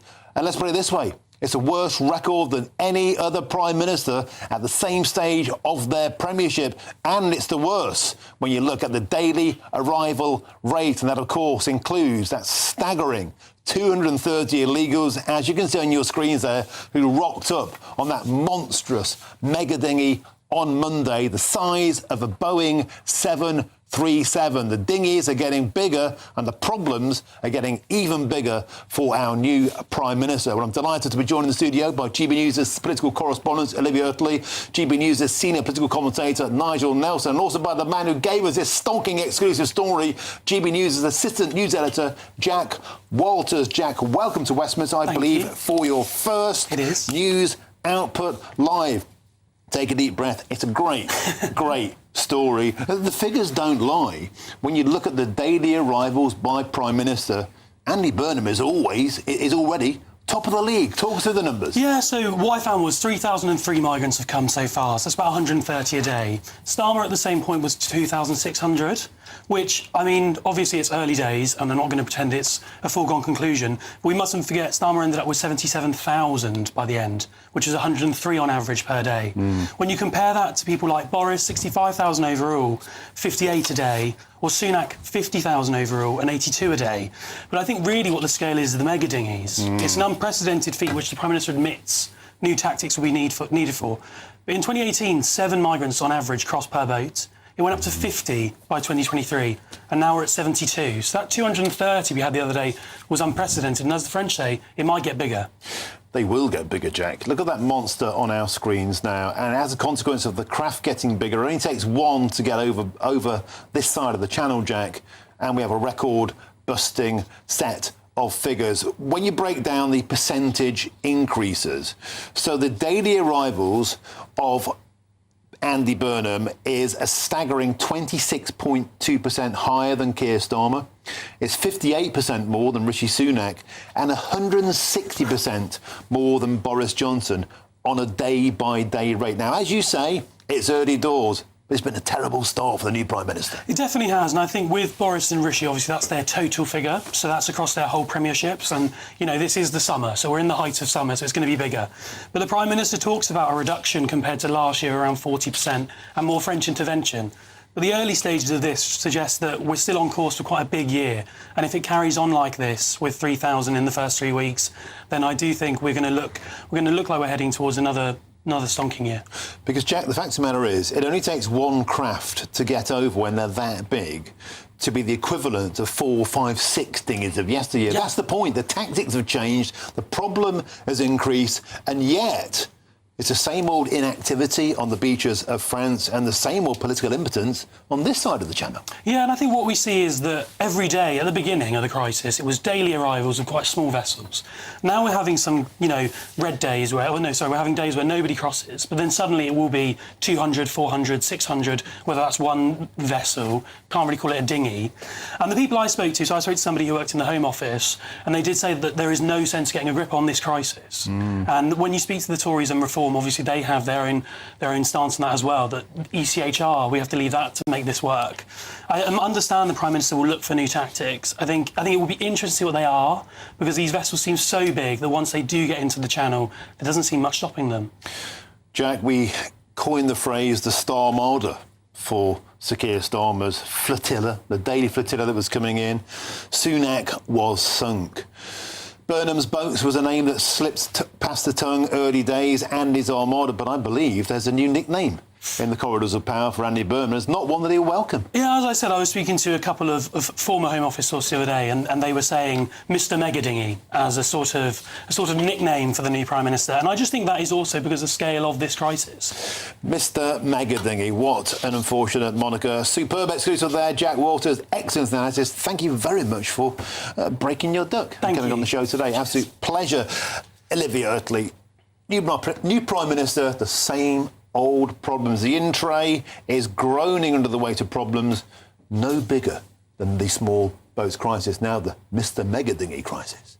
Well, absolutely. And I think the problem for Andy Burnham is just like Keir Starmer. The problems are coming thick and fast from every direction. And we are just beginning to see the first little whiffs of U-turn. U-turn is what did for Keir Starmer. There were 13 U-turns in his 2 years in power. And it got to the point where not only his backbenchers, but also the public didn't really trust anything that he said, because in a day, 2 days, a week, he would change his mind again. And they knew that they could put pressure on him to change his mind. Now, where we're beginning to see that with Andy Burnham is in this early release story.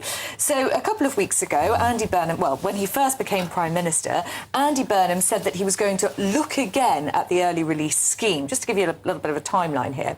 We all assumed that he meant by that he was going to scrap the early release scheme. He then spoke to the Ministry of Justice, spoke to officials in the department, who basically told him that it would be impossible to scrap the early release scheme, and if he did, the prison system would be completely overwhelmed by October or November. To put some numbers on it, there are about 86,000 prisoners in prison at the moment in England and Wales. By October or November, that could hit 89,000. 89,000 is the number of prison places that we have. So at that point, Andy Burnham said we're going to carve out some exemptions. Some people won't be able to be released early. That would include rapists, those accused of serious child sex assault. Obviously raises the question of what isn't serious child sex assault. We then got to the story of Andrew Harper, PC Andrew Harper, heroic policeman who was killed on duty 4 weeks after getting married. This is a story which very clearly pulls on the public heartstrings. Andy Burnham made it pretty clear that he didn't want the killers of Andrew Harper released. He then spoke to his Justice Secretary, who essentially said it wasn't possible to exempt them from early release, and he essentially said at the weekend that he wouldn't be exempting them. Now he's had to backtrack on that, and I think that's where it gets really, really difficult for the Prime Minister. We have seen some flip-flopping on this. Now, Number 10 is trying to frame this as he never said anything was impossible, he never said it anyway. You know, in everything but name, the Justice Secretary came out earlier this week and said that it would not be possible to release the killers, to exempt the killers of Andrew Harper from release. If we start to see more, can we yet call it a U-turn, but pivot of direction, shall we say, from Andy Burnham, then we could see him get into exactly the same situation as Keir Starmer. Nigel Nelson, let's bring you in. That's the point, isn't it? You know, Keir Starmer had more flip-flops than one of Doogie Beattie's Benidorm beach bars. Let's be frank. It was a government characterised by constant flip-floppery, constant U-turns. Andy Burnham is finding that cutting ribbons as the mayor of Manchester, those days are long gone. He's having a nightmare. Wherever he turns, 50 top coppers right into him today. A middle-class HMO backlash yesterday after he let slip to GBNews' Chris Ho. But everybody would need to taste the pain of HMOs as he closed 13 asylum hotels today. The boy's having a nightmare. he's facing the same problems that any Prime Minister would face with all these different events going on, whether it be boat crossings, whether it be early release. Bear in mind, early release was something started under Keir Starmer. Keir Starmer will be facing that now, should he be Prime Minister. Yes, it's difficult. Starmer's gone. Finished. That's right. Finished by impotence, but not into lawyers. What Andy Burnham is learning, although he had an inkling of it when he was in the Cabinet before, he's learning that government is actually difficult. And he will have to start saying no to people. But when it comes down to... how about saying no to illegal immigrants? Well, that'd be good. How about saying no to releasing rapists from Afghanistan? How about saying no to releasing cop killers? Let's stick to then the mega boats that you're talking about there. Quite clearly the gangs have changed their tactics. That's based largely on the activities of the French and also our National Crime Agency. So what Andy Burnham is facing is what every leader around the world has faced in the war against drugs. The moment you're able to stop one route, another one opens, and that's what we're going through with the migrants crossing the Channel. Finish him off then. It'll finish him off. It sunk Sunak. The Starmer would have finished Starmer off. If he can't get a grip, Mr Neged thingy, he'll be on the rocks as well. But there's no point coming up with gimmicks that the Tories and Reform do and saying they can stop it instantly. It can't be stopped instantly. What it can be is reduced, and it has been reduced. So thanks to the NCA, 77,000 less people crossing the Channel. OK, thank you very much, Nigel Nelson, Olivia Utley, superb, and Jack Walters, a cracking exclusive. Let's have a few more of them. Thank you very much, my old son, for joining us in Westminster. Now, family, friends and colleagues of the late, great Anne Widdecombe have been gathering today in Devon to celebrate the life of the former Conservative minister. I'm delighted now to be joined by GB News presenter Andrew Pearce, who has been at Anne's funeral. Andrew, a talent, an irreplaceable talent, was laid to rest today. A friend, great friend of yours. I was privileged to be very briefly a colleague of Anne Widdecombe's. Tell us about the day. It's been a remarkably emotional day, as you can imagine. The family wanted it to be just family and friends. There'd be another time for politicians to mark the great public life of Anne Widdecombe. The service was held it was a requiem mass at Buckfast Abbey, which is where she spent most Sundays. She would be here at mass, very close to her lovely home, Widdecombe's Rest, on Dartmoor, where of course she met that terrible death just those few weeks ago. Her nephew Roger, a Church of England vicar, spoke for many when he said, "None of us can understand the nature of the death, and none of us can digest the shock of what happened." Of course we can't, but it was a beautiful service. There were 8 priests on the altar, a fantastic choir. I was struggling to hold the tears back, and then her coffin was led just a short walk to the most beautiful cemetery in these grounds, which she adored. The grounds are beautiful here, and the Father Abbot told us in his homily that Anne Widdecombe regarded this place as a safe haven. So how appropriate is it that her final resting place was in that safe haven, the cemetery here at Buckfast Abbey? But I'm with Sir Christian Sweeting, who is a very good friend of Anne Widdecombe's. He wrote and delivered one of the 2 eulogies, which was very moving. Christian Sweeting, he made us laugh, he made us cry, and he's with me now. Christian, they did her proud, didn't they? She would have loved it. Actually, that's the sad thing. She would absolutely have been delighted to have been here. Obviously not under the circumstances of anyone dying, but it was a very moving service which was conducted beautifully by the abbot, the former Archbishop, Catholic Archbishop of Wales, and, as you said, other prelates. So it was very, very moving. And as you say, also it's a perfect resting spot for her. Obviously, massively prematurely early, but she's got a wonderful position up here in the graveyard, which is actually an honour because it's not afforded to anybody. No, and I noticed we were getting closer to where they laid her to rest. We were passing the resting places of bishops and priests and archbishops. So she's in exalted company there. But Christian, you knew the public side of her, the side that was the MP, the forthright conviction politician. But you also knew her as a very close friend. She was great with your children, wasn't she? Godmother to your little boy. Godmother to my son. But she's very much woven into the fabric of our family. She spent Christmases with us and Easters and any sort of high day and holiday.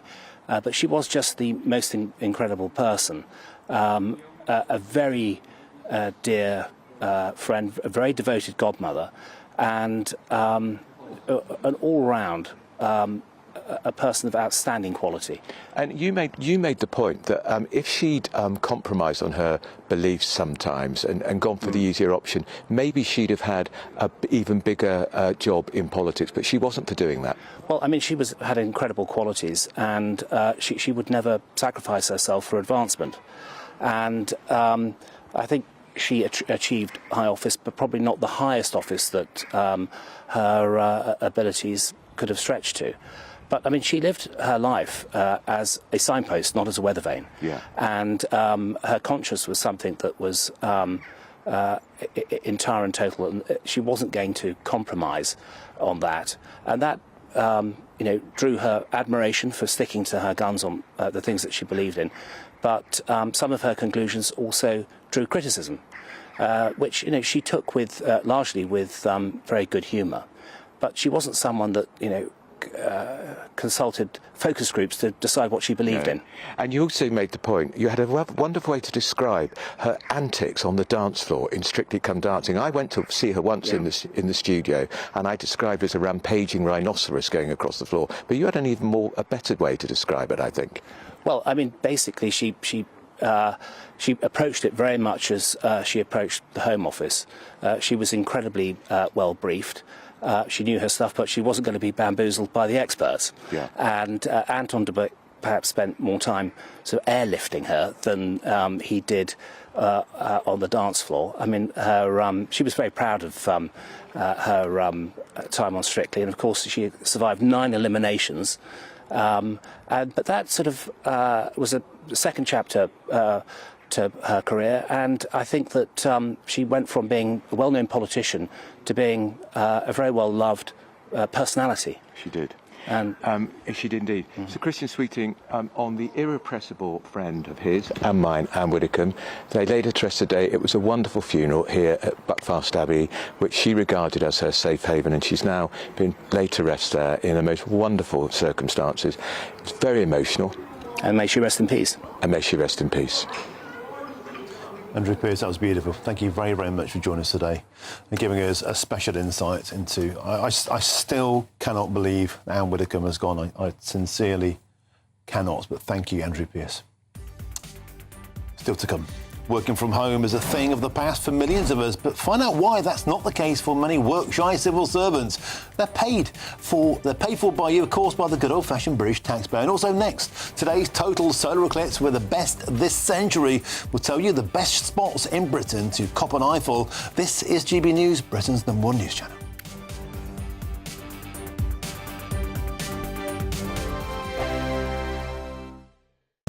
Exciting news. Every Friday, my Patrick Christie's Tonight Show is going to have a twist to it.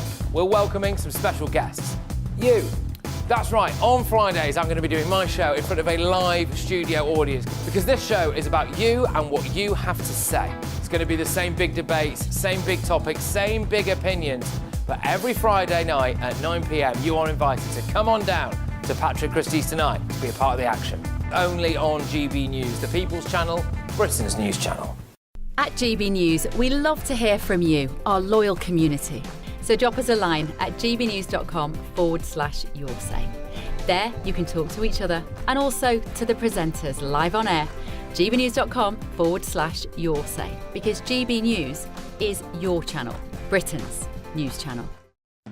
At the stroke of midnight, the news doesn't stop, and neither do we. Day in, day out. Forget stuffy late night TV shows. We're giving you a front row ticket to the centre of the political universe. Because breaking news doesn't wait for the morning. And neither do we. Join us for one of the most controversial and volatile times of politics in human history. A very big story. Big story over here. You won't get this anywhere else. The Late Show live at midnight, every night. Only on GB News. Britain deserves a newsroom that puts the facts and your voice first. Well, and that's what you get on GB News. Lively debates, lively conversation. And we're not afraid to hold power to account. And each other. So join me, Andrew Pearce. And me, Miriam Cates, for Britain's Newsroom, weekdays from 9:30 on GB News. Britain is not just a geographical expression. We are a people bound together by history and culture that are distinctively British. Join me to celebrate our music, theatre, artworks and literature, which we can explore and enjoy together. Everybody's welcome. Sunday with Michael Portillo, every Sunday at 11 a.m. on GB News, the People's Channel, Britain's news channel.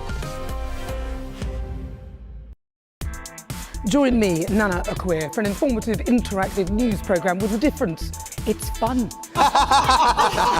No, you didn't say that, Dave. I'm so surprised. I think there's an element of truth to that. Join me from 3 p.m. every weekend, only on GB News, Britain's news channel. I've been in Westminster for a long time, but I know that though power may be here, its effect on people's lives is across the whole of the country. We may be where rules are made, but it's where they're implemented that matters. Join me, Jacob Rees-Mogg, for forthright and frank discussion on where Britain has come from, where it's going, and where it will end up. That's State of the Nation, Monday to Thursday, 8 to 9 o'clock. Vox Populi, Vox Dei.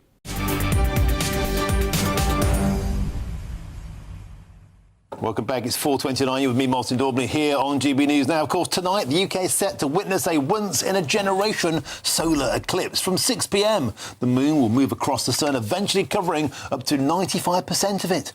Brits across the country are reportedly queuing up by the hundreds to get their hands on a pair of those special eclipse sunglasses. Well, here's two lads who got their hands on a pair of glasses. Let's now speak with national reporters Will Godley and Jack Carson. Let's start there with Will Godley, perched on the hill in South London. Will.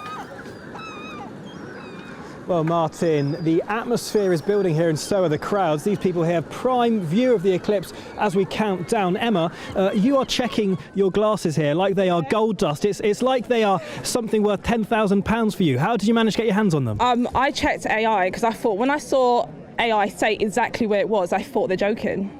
So I had to check the news itself, and it said, oh, there's a bakery in central London, and I kind of added it all up together. Stood in the queue, wasn't that long. Got my glasses, I don't think I want to show you, but I will. Very excited, and yeah, it was hard, but we got there. Not a long queue, 25 minutes. Amazing, you've got a target on your back now, you've shown it on national television. All right, let's come around here. Morris, you've not just got the glasses, you've got something for your phone as well. What have you done? Yes, I had to sacrifice glasses, but now I use to cover as well the lenses, so I can really shoot hands-free and almost like just in one hand, and I can see the sun as well. Amazing, so you might not be able to see it from there. Morris from Latvia has managed to cut out the glasses lens and stick them over his phone camera, so he can take some photos of this eclipse coming to us right here and at its best point just after 7 o'clock this evening. But some people here choosing their moment, Martin, are some of the workers at the museum here. You might be able to see behind me, they are staging a protest over pay and Christmas holidays. So to steal your pun, they're taking the eclipse. Yeah, do you know what, Will Godley? Go and tell them to have a day off. Let people enjoy the eclipse without you banging on about pay strikes. Do one, lads. Let's get down there to Jack Carson, our reporter down there on the coast in Falmouth. Jack Carson, there's a local lad there doing a merry trade in those specs a short while ago. What's the latest? Well, as I was saying, he's been making 100-mile round trips to Exeter to just pick up hundreds and hundreds of these. And let me tell you, he's not going to have many left at all. Now, I have to say, keep waving them in your face, Martin. I feel quite bad, actually, because you've not been able to get your hands on any. But me and Will have, and as you heard there, other people have. I mean, here in Falmouth, this is probably the best place to watch the eclipse today. It's going to be 95% totality of the moon over the sun. There are thousands of people already on the beaches getting ready with their glasses to watch it. We've been speaking to people in the town centre today. Take a listen to what they told us. Around in 1999 to watch it. What was that kind of like? Do you remember what that was like and what you've kind of maybe, kind of told them about it? It was amazing because it's something that you rarely see. And you love, don't you, everything to do with space and all the rest of it? Yeah. So I think for them it's just going to be kind of super exciting. Yeah, we're really excited. We didn't realise when we booked for Cornwall that we would be here now, so it's quite You're kind of in the best place. The best spot in the country, yes. I live in North Buckinghamshire and people are... They'll get it as well, but not as good as here. There's so little light pollution. I think it's going to be a really good show. Yes, I think I was 12 or 13 and I remember it not being that impressive, so I'm hoping for something a bit better today. So yeah, there is a lot of excitement here in Falmouth. Some people are hoping it beats what they saw in 1999. Before we get that, all over Falmouth Bay here, we're going to get a bit of an air show from 6 o'clock, just after 6 o'clock, as the eclipse begins. So it's going to be absolutely incredible. The sun's right behind us, so we're going to be in a perfect spot for it. I've got my glasses, Will's got my glasses. Martin, come on, you've got a couple of hours yet. You might be able to make it. You know, Jack Gosson, I so often get job envy. My missus has been giving me so much shit. Well, you must be able to get your hands on a pair of those glasses. You work for GB News. I went, no. And you've all got a blooming pair. I hope the missus isn't watching. Doogie Beat is getting divorced. We don't need two in one day. Jack Gosson, magnificent stuff. Thank you very much. We'll be back to you later in the show. Thank you, Jack, there down in Falmouth. Now, stay tuned, because still to come, I'll tell you why some work-shy civil servants are spending just 1.5 days a week in the office. 1.5 days a week. And guess what? Those mugs are picking up the tab. Is this working from home, or is it shirking from home? Now then, here she is again, a talent that can never be eclipsed. It's your headlines with Tatiana Sanchez.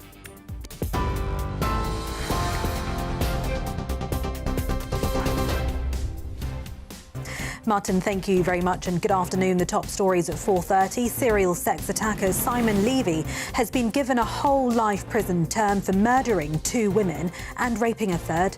The 40-year-old killed Carmenza Valencia Trujillo and Cheryl Wilkins in sexually motivated attacks after a string of police prosecution and court failings left him free to offend. 50 police leaders are urging Andy Burnham to use every lawful option to stop PC Andrew Harper's killers being released early. In a letter to the Prime Minister, they say officers who run towards danger must be able to trust that the justice system will stand behind them. And Andy Burnham says the government could ban disposable barbecues as extreme heat and drought leave parts of the country at growing risk of wildfires. The Prime Minister is chairing a Cobra meeting today with firefighters, farmers and NHS staff all under pressure from the hot, dry weather.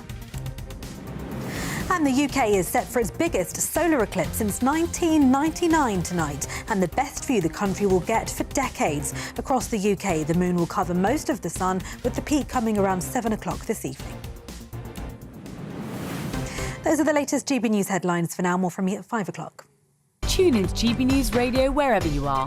Online, on DAB Digital Radio, on TuneIn, on Radio Player, on Nation Player and on your smart speaker. Just say, play GB News.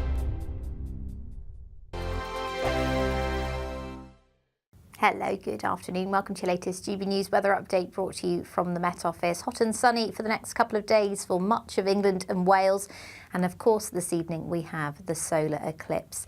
And we do expect clear skies for much of England and Wales as well. That's thanks to this area of high pressure that's also bringing this dry and sunny weather and pulling in these southerly winds. So through this evening, around the solar eclipse between 6 and 8 p.m, clear skies for much of England and Wales. Further north for Scotland and Northern Ireland, there will be some clear skies, so you should catch a glimpse. But the very far north and west, I think there'll be quite a lot of cloud around, so that will restrict any potential. But it is going to be a warm night, temperatures holding up above 20 degrees for some areas across parts of England, so a sticky night to come for many of us. And another very hot day on Thursday, particularly further south, but even across parts of eastern Scotland, temperatures will climb towards the mid to high 20s later on in the day. Meanwhile, further west, it's going to remain quite cloudy with outbreaks of some quite heavy bursts of rain through the day. You can see some of those showers already developing through Thursday morning. Elsewhere across the UK, a sunny and warm start to the day. The sunshine is going to be very strong indeed throughout the afternoon in particular. Temperatures are set to climb towards the high 30s, 36 to 37 degrees. We do have an amber extreme heat warning in force through the afternoon across parts of central and eastern England. That's where we're expecting the highest temperatures, but even surrounding these areas, temperatures are set to rise towards the mid-30s, so we'll likely see some impacts from the heat, so do take care if you are planning on being outside throughout Thursday afternoon. Cooler further north and west, that's thanks to this cloud as well as the rain that will continue through Thursday evening, particularly across the northwest. Turns a little bit cooler from the west on Friday as showery rain starts to spread into some areas. This weekend looks relatively dry. Bye-bye. Thank you, Britain, for all of you who listen to GB News Radio. Whether you're at home or on the go, you're making us Britain's news channel and Britain's radio station.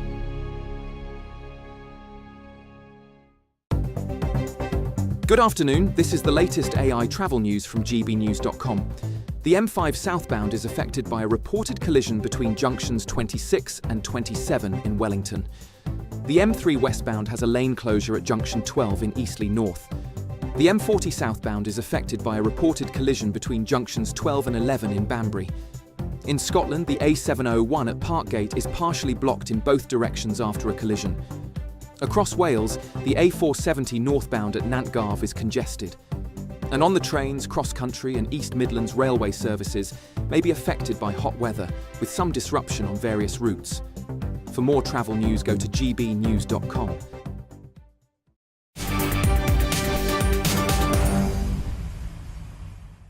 Welcome back. Time is 4:39. You're with me, Martin Daubney, here on GB News. Now, time now for the Great British Giveaway, and you have less than 2 weeks left to grab your chance to win 60 grand in tax-free moolah and a gold bar worth 5 grand tax-free in our Golden Summer celebration. Here's Hayley Sparks with all of the details. Welcome to Orlis Santi by Domes Resorts. I'm in one of their beautiful sea view rooms. Luxurious, right?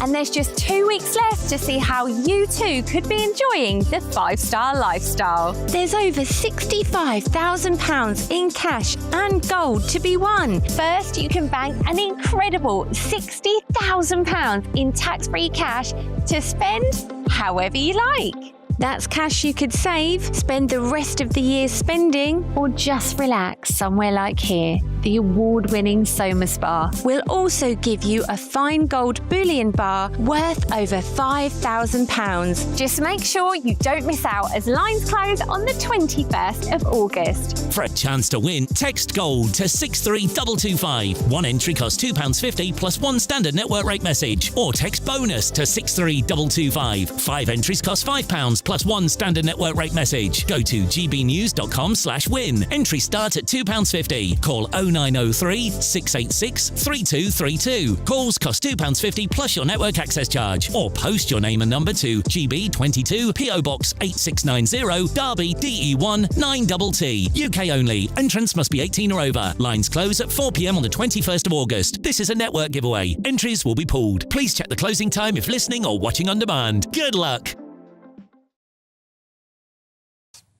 Good luck with that. Now to our next story. Work shy in Whitehall. Who would have thought it that many civil servants are ignoring new rules about working from home and are spending just 1.5 days in the office?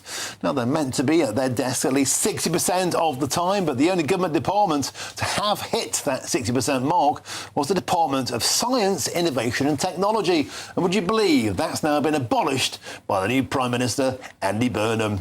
Well, I'm joined in the studio now by Amir Kotecha, who's the CEO at the Centre for Government Reform, and they carried out this analysis. And of course, I'm always joined on Wednesdays by GB News' senior political commentator Nigel Nelson here in Westminster. Amir, work shy in Whitehall, a virus that took hold during COVID, and here we are again. They still can't be dragged to their desks if you try. Yeah, no, it's really bad, Martin. I mean, basically the stats we put out show that the figures that the government were presenting were totally misleading, right? The government were using office occupancy, right? i.e. how many of the desks were filled by civil servants. But actually that was giving a totally misleading picture because there isn't one desk per official, if you see what I mean. Yes. So we've blown the lid, we've shown the actual stats. It shows that the average civil servant is coming in 39% of the time. That's less than 2 days in a week. And frankly, you know, we all know there's a productivity problem in the civil service.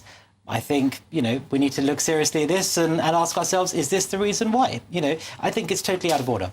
Now, Amir, of course, they would say, well, they can work more efficiently from home. And, of course, they save on nasty things like train journeys, sandwiches, coffees. They're sitting pretty. The problem is the taxpayer funds their bill. Now, dare you name and shame the worst offenders? Which departments are the most work shy? Well, Department for Energy Security and Net Zero, I have to say, is particularly egregious because they were claiming for 2 months, they claimed that they'd hit 100% occupancy, i.e. every single desk in the office was full. The actual attendance, though, was I think something like 30-something%. So, you know, clearly a majority are working from home, right?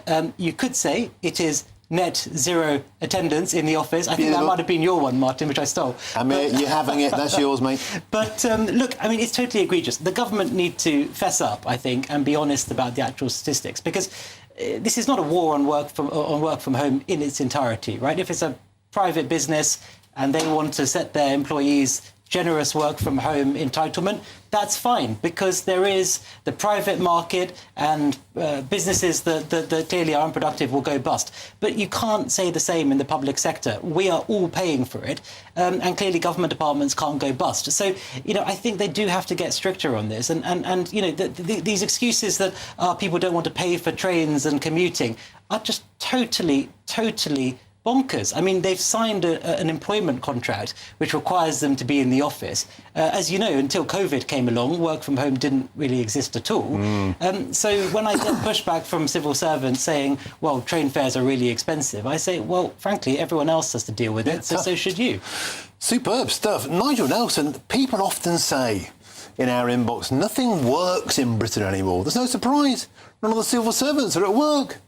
Well, I think it rather depends on what jobs they're doing. You talk about sort of coming in 2 days a week. It would depend on what 2 days, what they do on those 2 days a week when they come in, if it's for essential meetings. But an awful lot of civil servants' work is just simply on a computer. You can do it from home. Yeah, they can fake it. They can be feeding the cat, doing God knows what. Well, yeah, but I mean, when we all worked from home during COVID, that came as a surprise to me. I was surprised at how hard I ended up working through the COVID period, because I had to work constantly from home.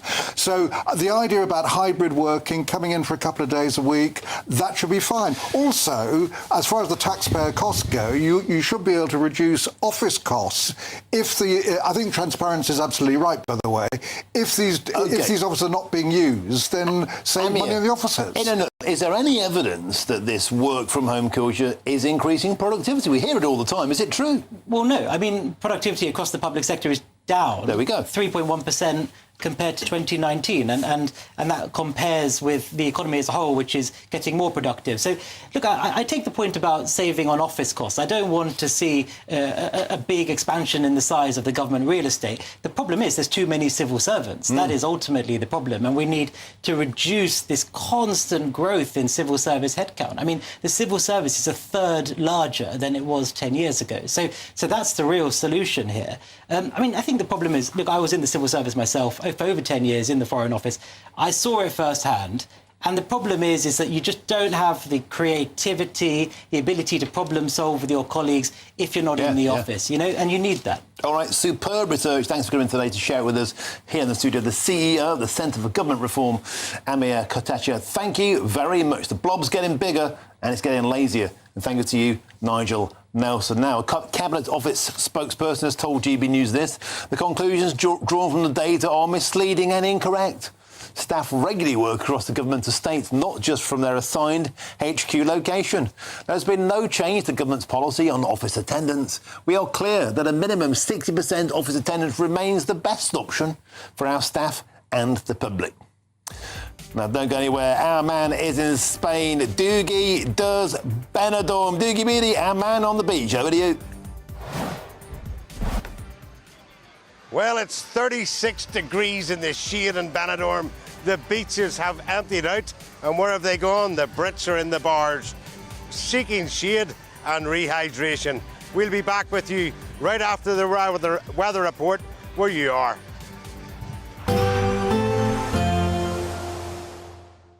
Can't wait to get in that sea. Lovely and warm. Just like the feeling of having great travel insurance. All Clear Travel Insurance sponsors GB News Travel Destinations Forecast.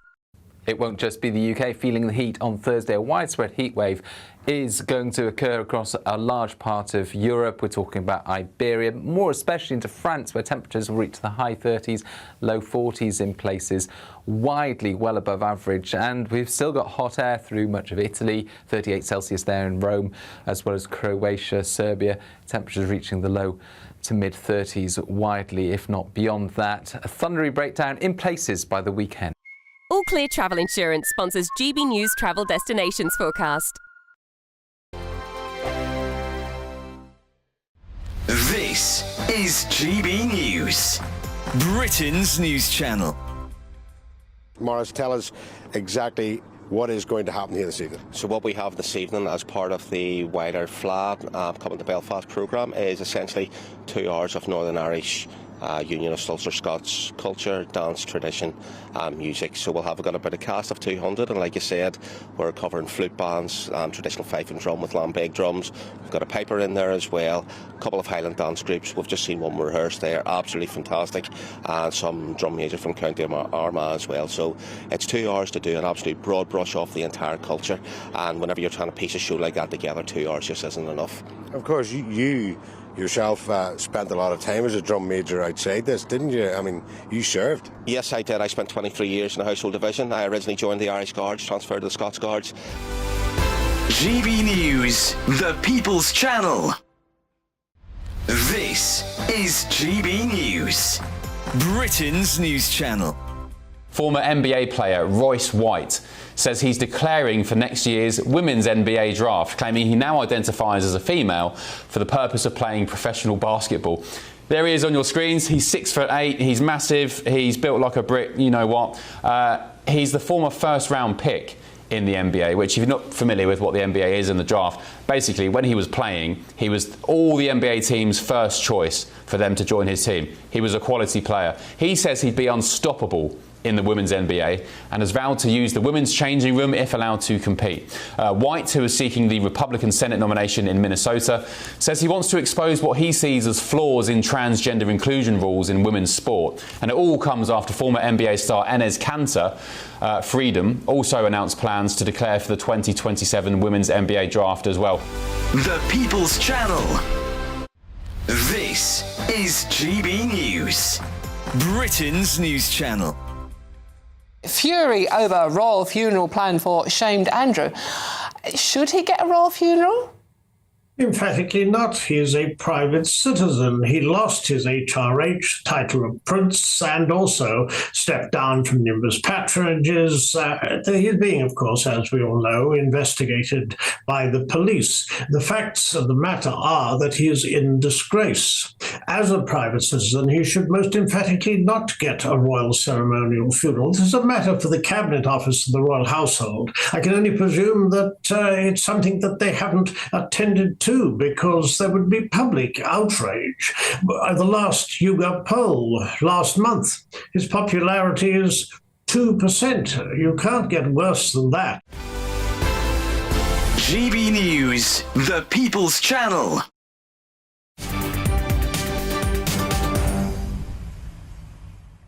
Welcome back. It's 10 to 5 with me, Martin Daubney, here on GB News. Now, millions of Brits go to Benidorm every year. Our man Doogie Beattie has been joining them.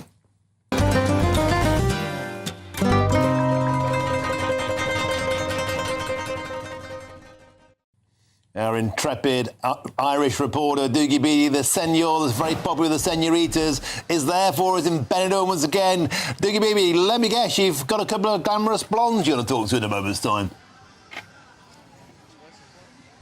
Well, one of them's a bit of a stretch as glamorous. Now, he's about 6'2", maybe 6'4", and he's a well-built guy, ex-boxer. You can say what you want about him. I'll give him your address, Martin. But yeah, we're here in Benidorm. It's absolutely fabulous. The sunshine is just too hot, to be honest.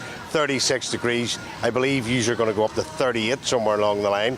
But the beaches are pretty much empty behind us because people have went into the bars to try and get into the shade and rehydrate, shall we say. And with the cheap drink, why not? It's like I came down the road there and I've seen most bars £3.50 for 2 pints of a well-known brand of beer. You couldn't beat that. We spoke in the last section there to 2 women from Scotland who flew over, £76 return flight. They arrived here this morning. They're going back tonight. And do you know what, Martin? The only people we haven't come across, we've come across the Irish, the English and the Scots in their droves.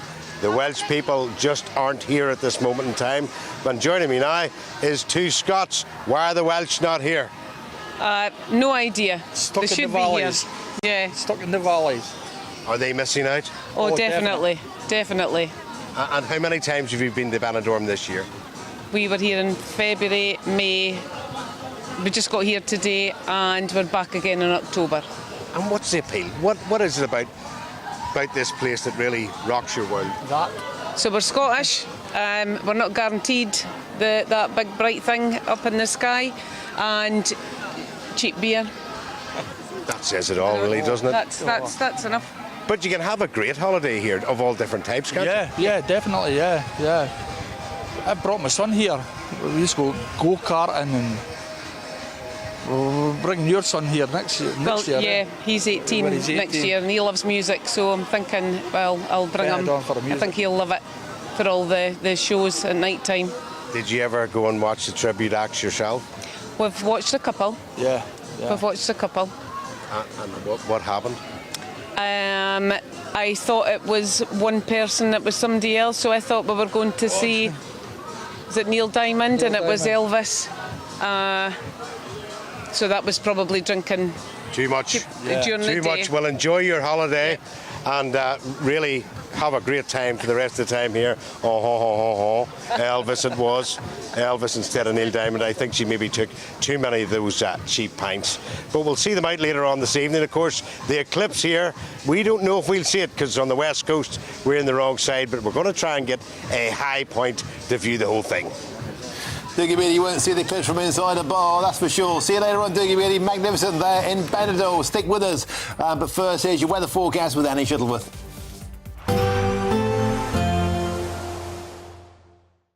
Expect warm spells with the odd rude interruption. Box Boilers sponsors the weather on GB News. Hello, good afternoon. Welcome to your latest GB News weather update brought to you from the Met Office. Hot and sunny for the next couple of days for much of England and Wales. And of course, this evening we have the solar eclipse. And we do expect clear skies for much of England and Wales as well. That's thanks to this area of high pressure that's also bringing this dry and sunny weather and pulling in these southerly winds. So through this evening, around the solar eclipse between 6 and 8 p.m, clear skies for much of England and Wales. Further north for Scotland and Northern Ireland, there will be some clear skies, so you should catch a glimpse. But the very far north and west, I think there'll be quite a lot of cloud around, so that will restrict any potential. But it is going to be a warm night. Temperatures holding up above 20 degrees for some areas across parts of England, so a sticky night to come for many of us. And another very hot day on Thursday, particularly further south, but even across parts of eastern Scotland, temperatures will climb towards the mid to high 20s later on in the day. Meanwhile, further west, it's going to remain quite cloudy with outbreaks of some quite heavy bursts of rain through the day. You can see some of those showers already developing through Thursday morning.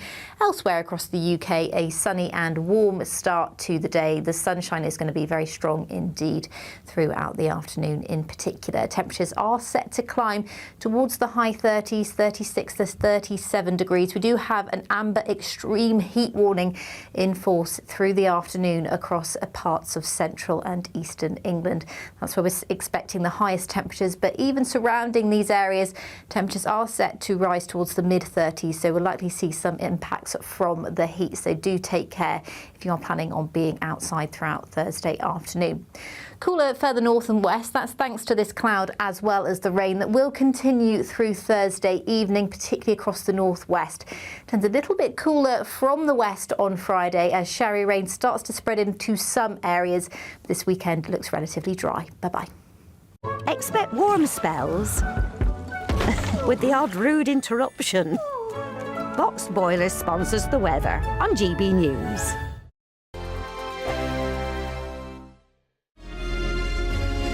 Thank you, Britain, for the thousands of you who are becoming friends of GB News each and every week.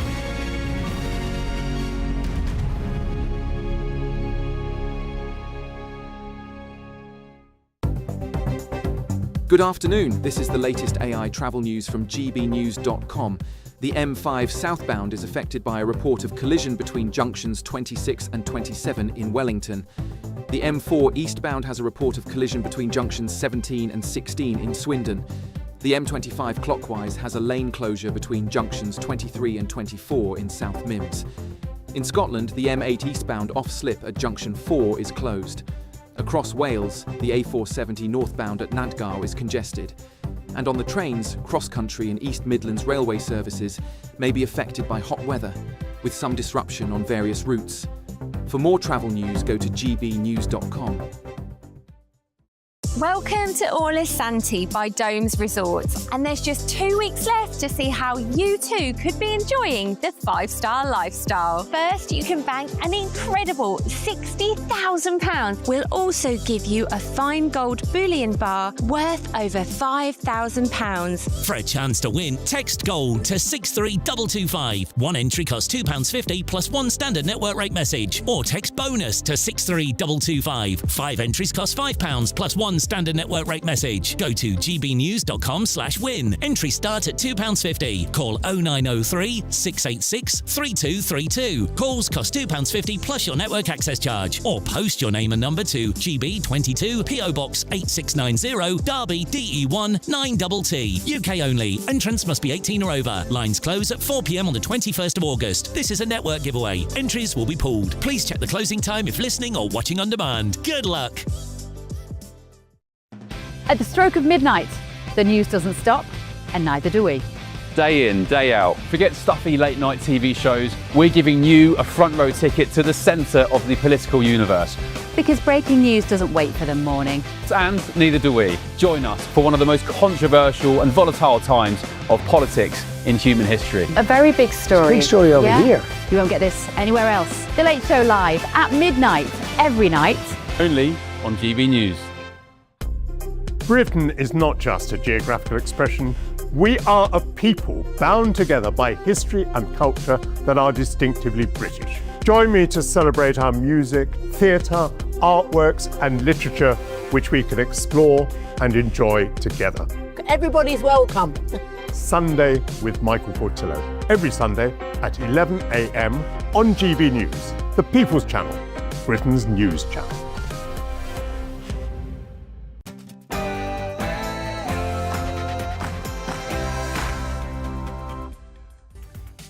Very, very good afternoon to you, beautiful people, on this beautiful afternoon. It's 5 p.m. Welcome to the Martin Daubney Show for you here on GB News, broadcasting for you until 6 p.m. A cracking show awaits. Here's what's on the top menu today. Top story today, 50 furious top coppers write to the Prime Minister demanding PC Andrew Harper's killers are detained as a public petition nears 1 million signature. Also, as 13 asylum seeker hotels close. Today, Andy Burnham faces a righteous middle-class backlash after the Prime Minister tells GB News that affluent areas will have to share the pain of immigrant HMOs. The Prime Minister's holiday and his honeymoon period, they're well and truly over. Like Keir Starmer before him, events, dear boy, are completely eclipsing our new Prime Minister. And as the heatwave continues to take a grip of Britain, is Andy Burnham feeling the burn? It's a fight that he won't mind having. He knows that the people of Makerfield and in poorer areas don't want HMOs all in their area. Why not share the load across the country? The middle classes don't like it, but the Labour base will. Beautiful stuff, Chopper. An exclusive analysis revealed by GB News today has revealed that Andy Burnham has the worst record in history for dinghy arrivals onto British shores on single days, with a staggering 130 illegal immigrants landing every single day thus far. That's worse than Keir Starmer, that's worse than Rishi Sunak, and that's worse than Boris Johnson. Things are so bad, Mr Burnham has earned the dubious nickname Mr Megadinghy. The small boats crisis sunk Sunak, the Star Armada smashed Keir Starmer. Might the small boats crisis Muller Mr Megadinghy? And the serial sex monster Simon Levi was today jailed for life and will now die in prison. The one-eyed murderer and rapist smirked as he was sent down, leaving heartbroken relatives saying he destroyed our lives and we will never get over this. Surely now, heads must roll over why Levi was free to kill. Today's total solar eclipse will be the best since 1999. We'll tell you the best spots in Britain to cop your eyes onto it. Our national reporter Will Godley is in Greenwich Park in South London, and Jack Carson is down for us there in Falmouth. Let's go to you first, Will Godley. All eyes on the skyline of London.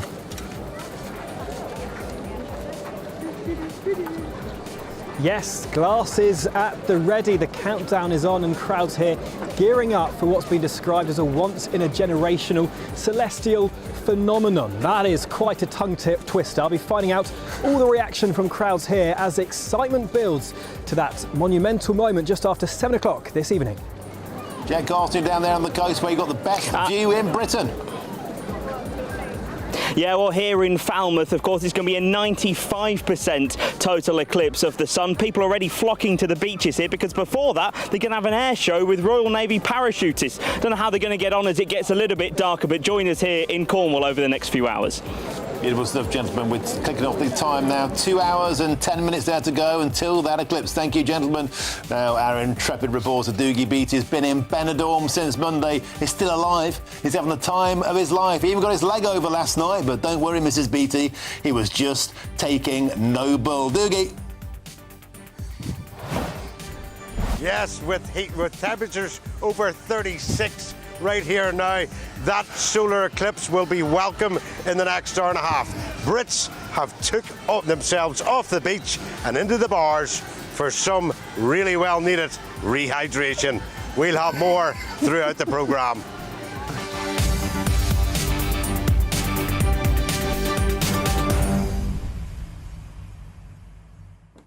That's rehydration, Dougie Beattie, so I don't think that's doctor's orders. Anyway, it's important to stay cool when the temperature is 36 degrees. And talking about the temperature rising, Andy Burnham, is he feeling the burn? The honeymoon period well and truly over. The in-trade choked with the same nightmares as his predecessors. The dinghies are getting bigger. The problem is getting bigger. Fury over the early release of PC Andrew Harper's Killers continues to mount, and as Chris Hope squeezed out of the new Prime Minister yesterday, fury erupting across the country. Middle-class communities expected to take their share of the HMO pain as 13 asylum hotels are closed today. I'm joined in the studio by the former Defence Secretary Jeff Hoon for his take, and Chris Hope has finally showed up for a bit of work after faffing around through there on his podcast. Get into GBNews.com/your say is the way to do so. We'll scan the QR code on your screens now, but here's a talent can never be eclipsed. Tatiana Sanchez for your headlines.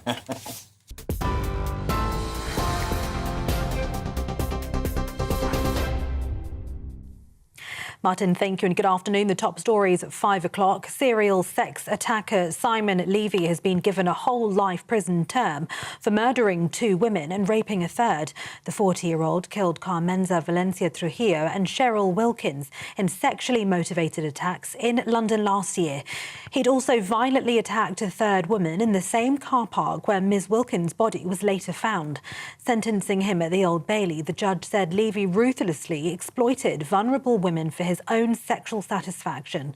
The families of his victims told the court their lives had been destroyed. One woman who survived an attack by Levy said she thought she was going to die.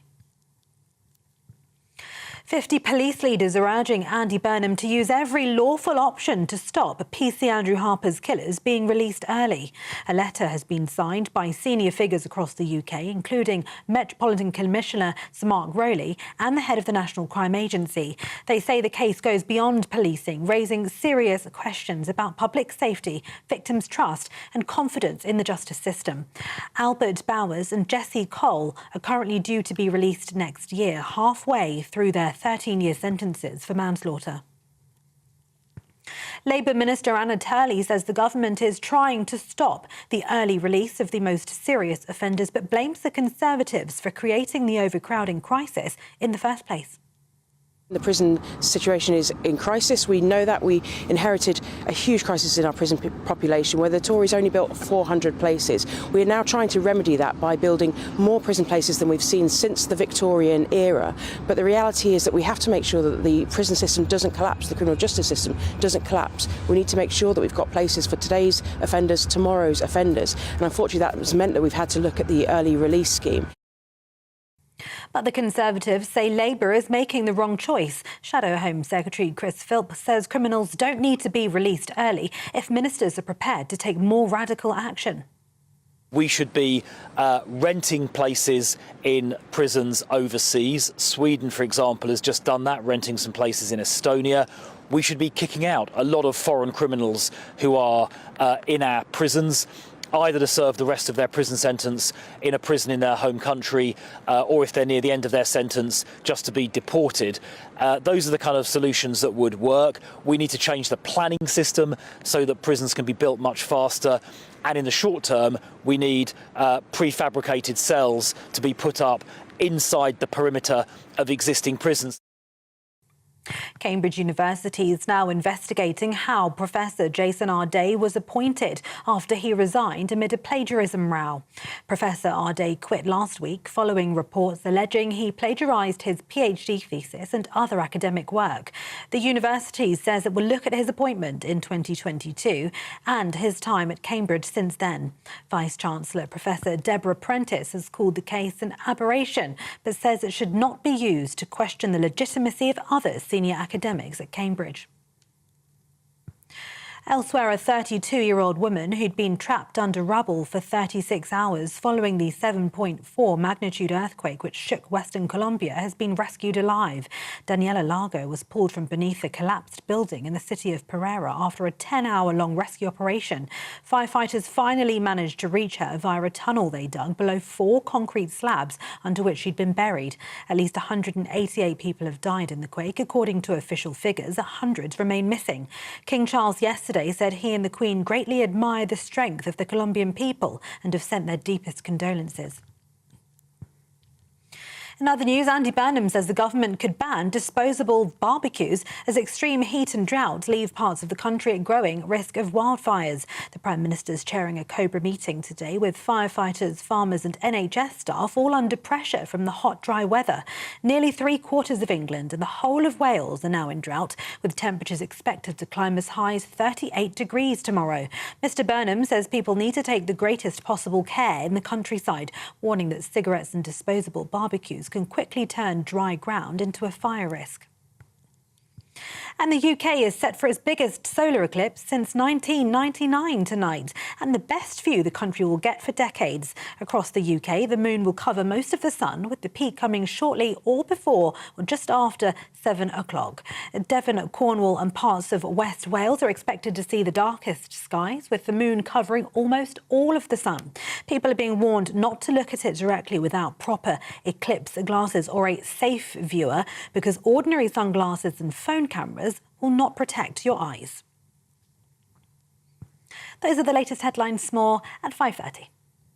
Tune in to GB News Radio wherever you are. Online, on DAB digital radio, on TuneIn, on Radio Player, on Nation Player and on your smart speaker. Just say, play GB News.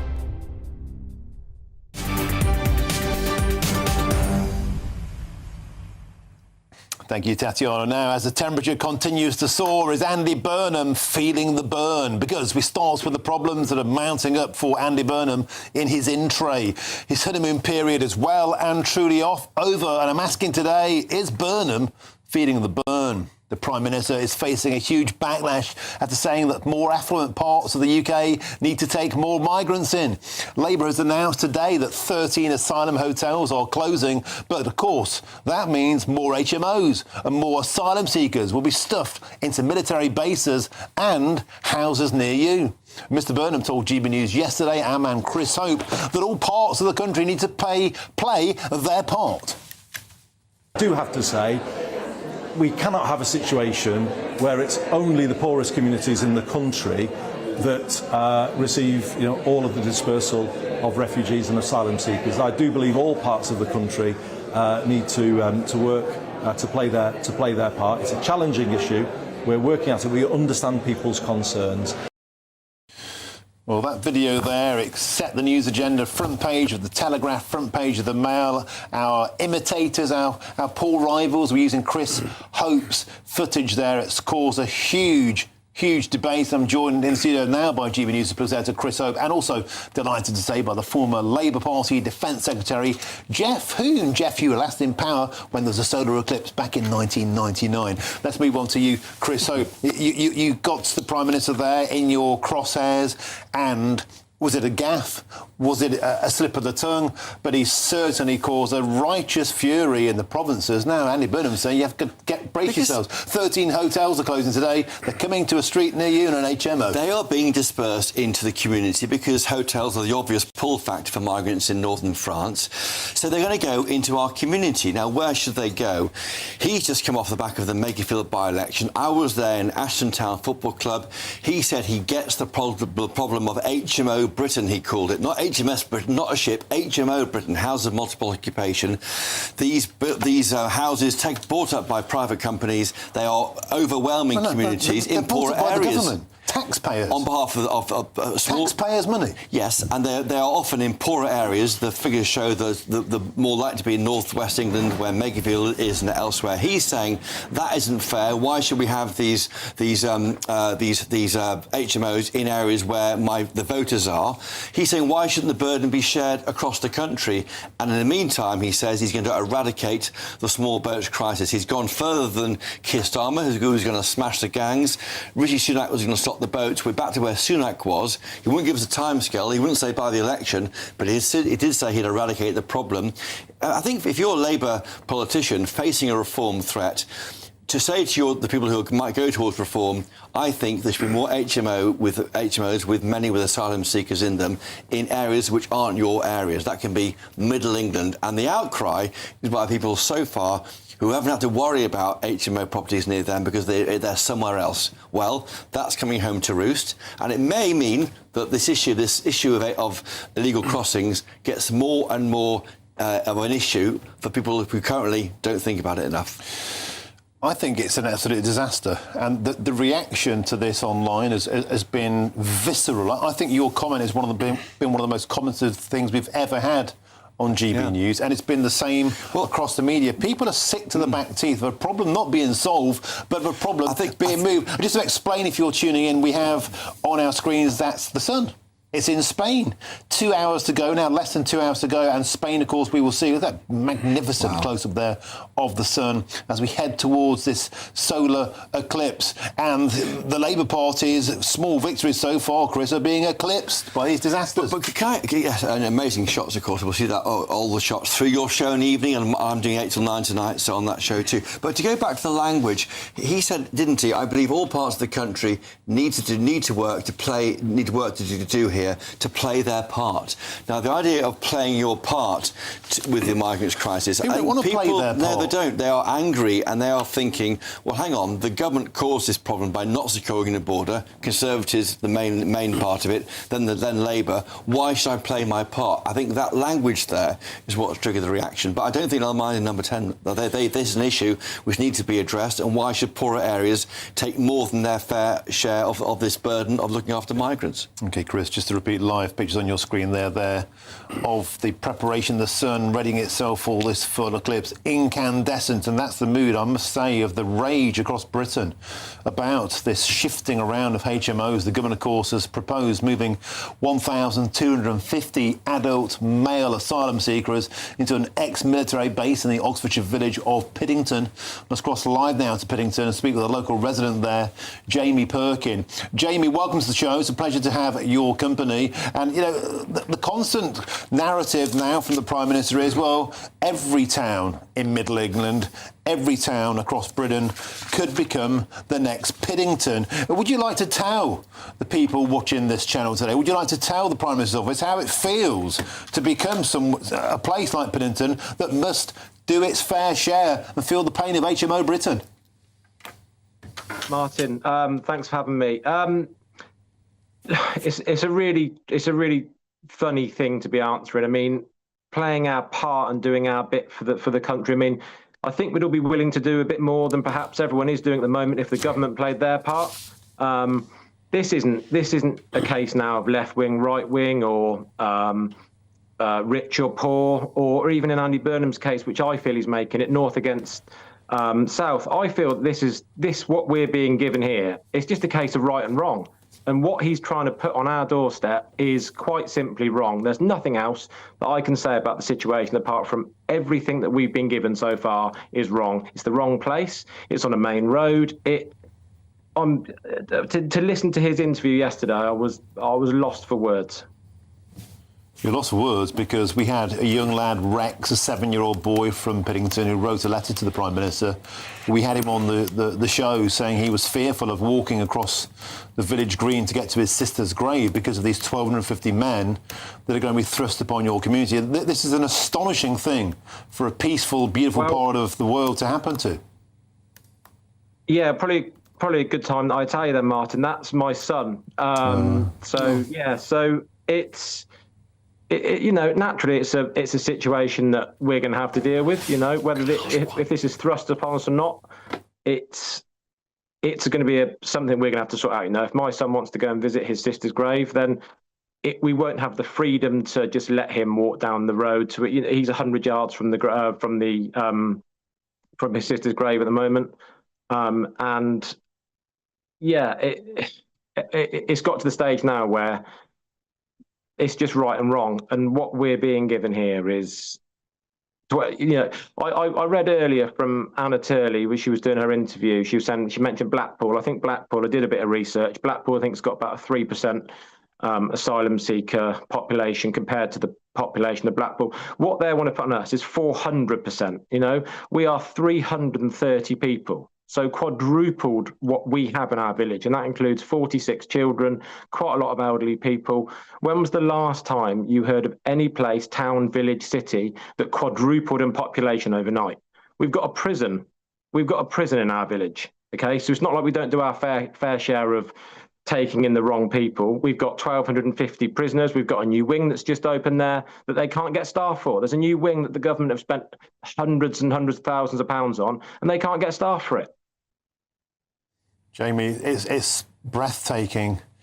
I'm joined by Chris Hope in the studio. He put the plight of the people of Piddington to Andy Burnham, the Prime Minister, yesterday. And Jamie, Chris has a question for you.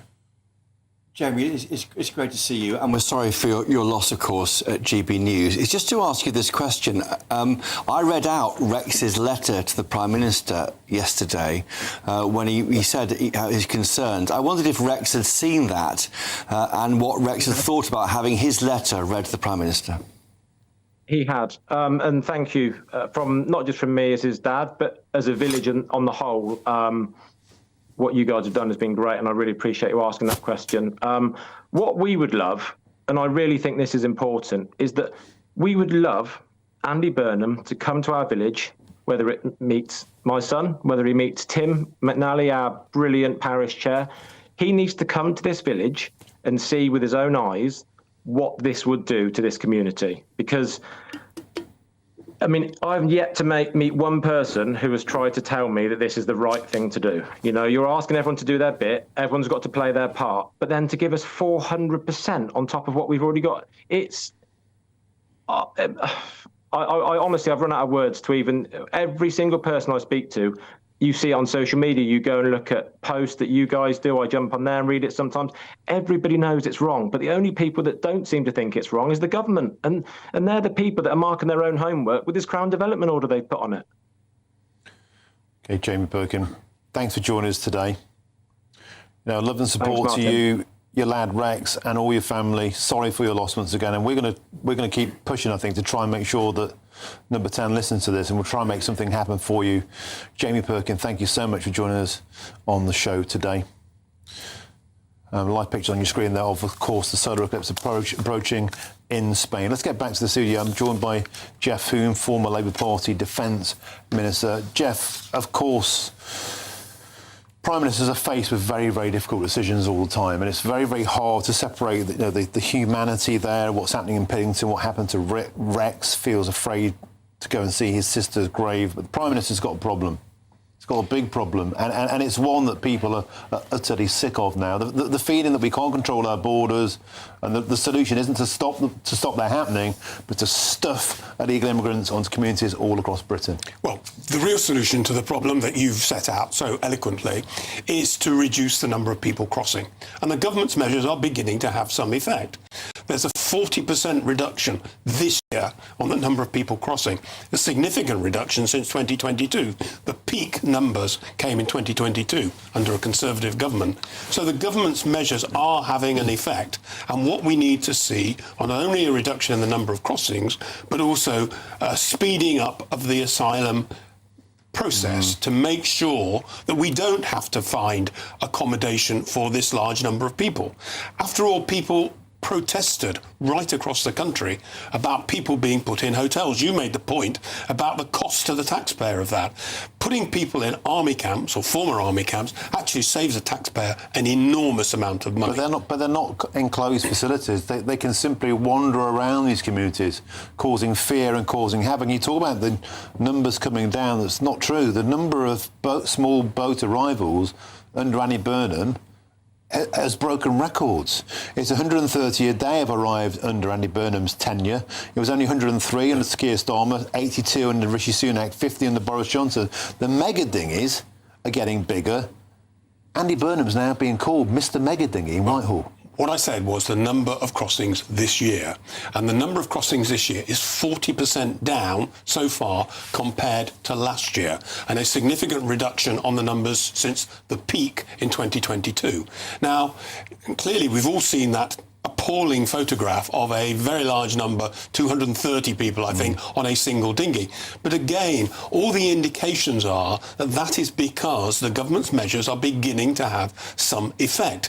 These desperate smugglers are now using larger and larger boats. They're sending people from Belgium, for example. You can't dress these things as victories, Jeff. You can't dress that as a victory. No, I'm saying... It's a failure. I'm not saying it's a victory. What I am saying is that it's a measure. It's a sign that the measures the government have taken are beginning to have some effect. And they're clearly having an effect on the people smugglers who are getting more and more desperate to get people across the channel. OK, thank you very much indeed, Jeff Hoon. Stick with us. I'd like your take on this next story.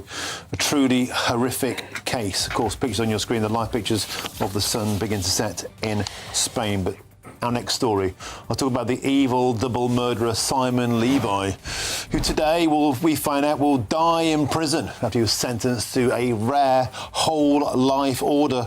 And also next, we'll be continuing our coverage of the solar eclipse here on GB News. The live picture on your screen there from Spain, a beautiful incandescent sun, now 1 hour and 48 minutes away from that eclipse.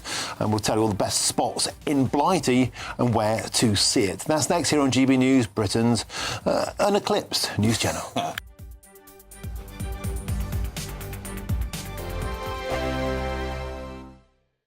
At GB News, we love to hear from you, our loyal community.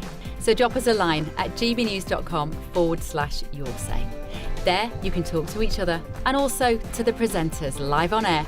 gbnews.com/yoursay, because GB News is your channel, Britain's news channel. Some people enjoy lazy Sunday mornings, but not me. What's the truth of the matter? So that's a very live question. Would you support him if he waters down these plans? Before the spin sets in, I'll be getting to the truth. This is personal. No soft questions, no easy answers. It's one thing if the state has rules in this country. It's another thing whether the police and others actually police them. Setting the agenda and holding those in power to account. You can't really blame her if the system is set up this way. You will not want to miss it, trust me. The Camilla Tominey Show, Sundays from 9:30, only on GB News. Westminster's full of talk, but out here, it's the real world. Am I allowed to talk now? No, that's it. This is where it matters, real people and real lives. That's what politics is all about. In fact, has Trump made a good start? No. Straight answers, no spin, and just a couple of pints. How many fingers have I got up? About 10. So join me for Lee Anderson's Real World every Friday at 7 p.m, only on GB News. The People's Channel, Britain's news channel.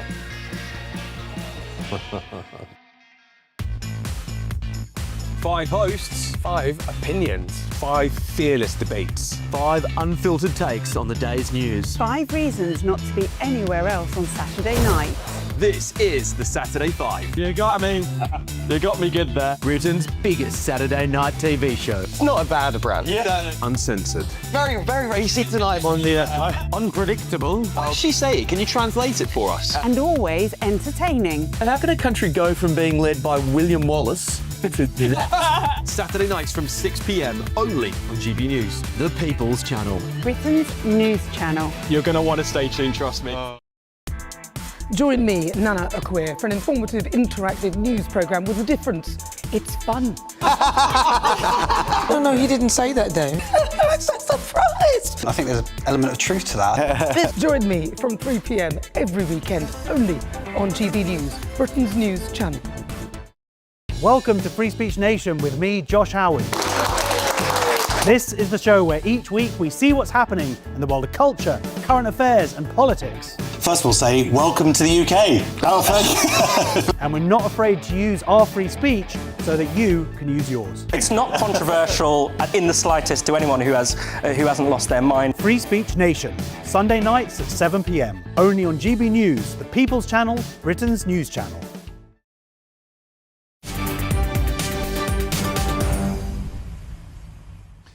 Welcome back. It's 5:28 with me, Martin Daubney, here on GB News. Now, very, very soon, the UK is set to witness a once-in-a-generation solar eclipse.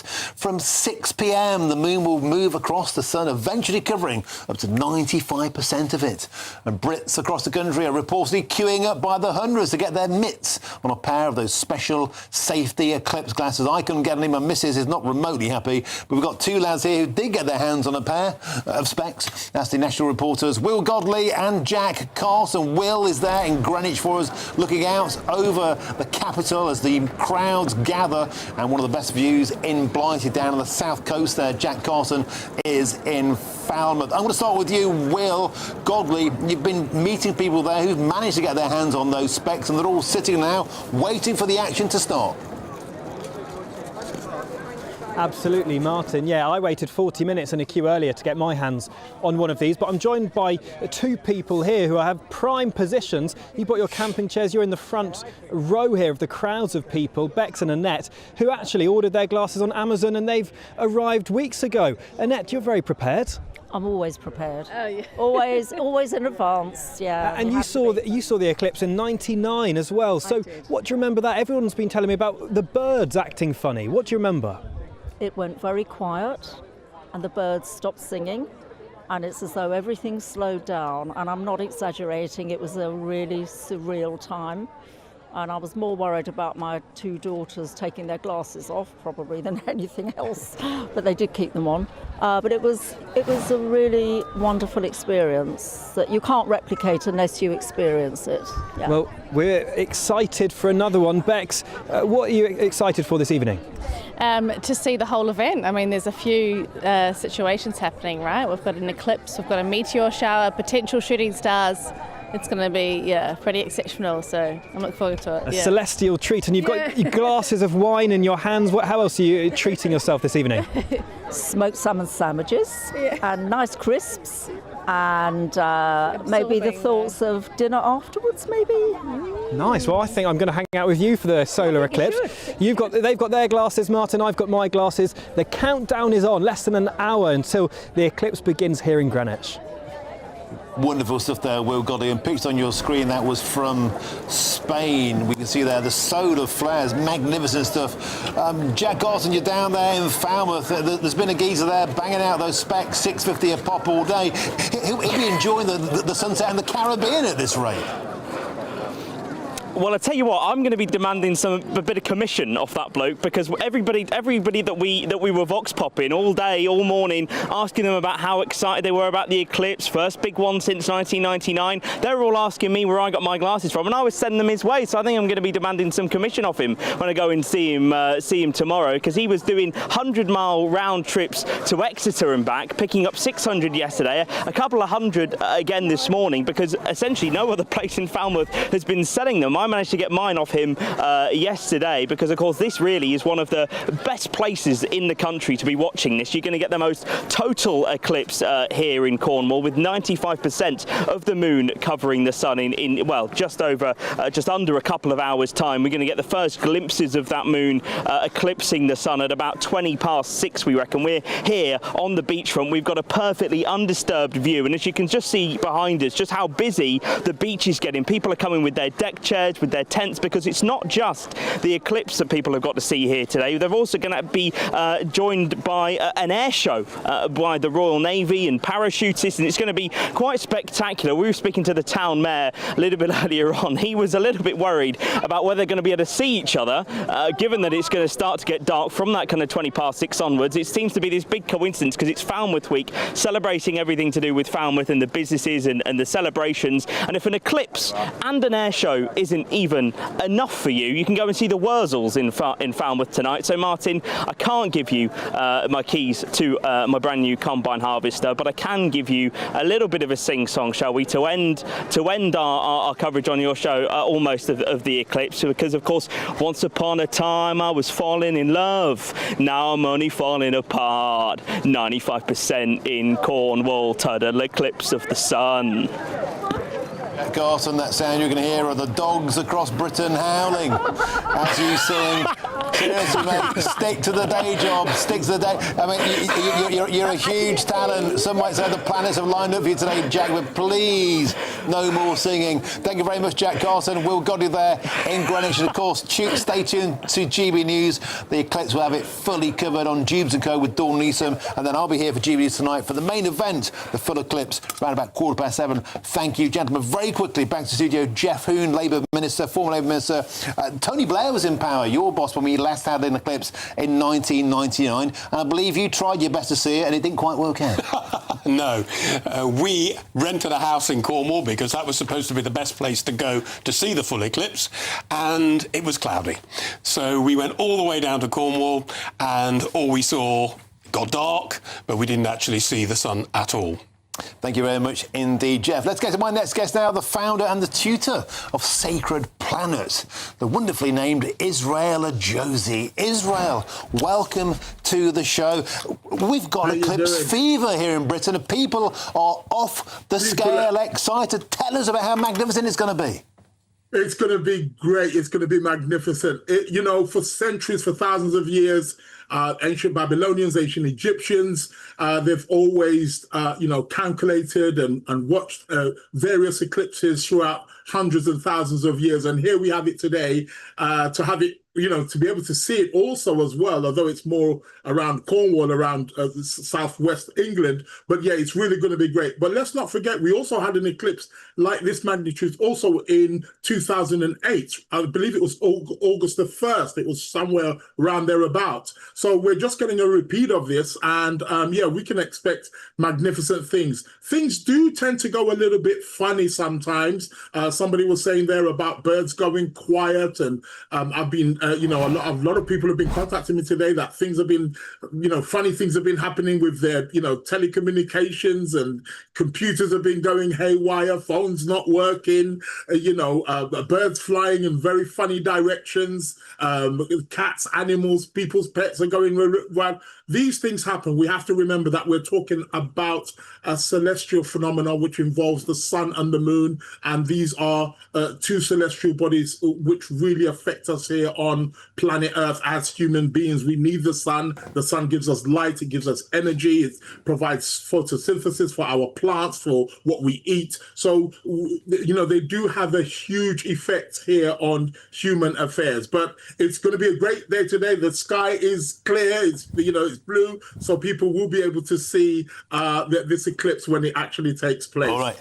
It's going to be magnificent. It's going to be out of this world. We can see it here on planet Earth. Thank you very much to founder, the tutor of Sacred Planet, Israel Josie. Totally set the scene. Still to come, we'll get reaction next. The more serious story, the news that Simon Levi has been told he will die in prison after he was sentenced to a whole of life order for murdering 2 women. But for now, if you're travelling home from work and you're rushing home for that eclipse, stay safe. Here's your traffic and your travel update, and we'll see you soon.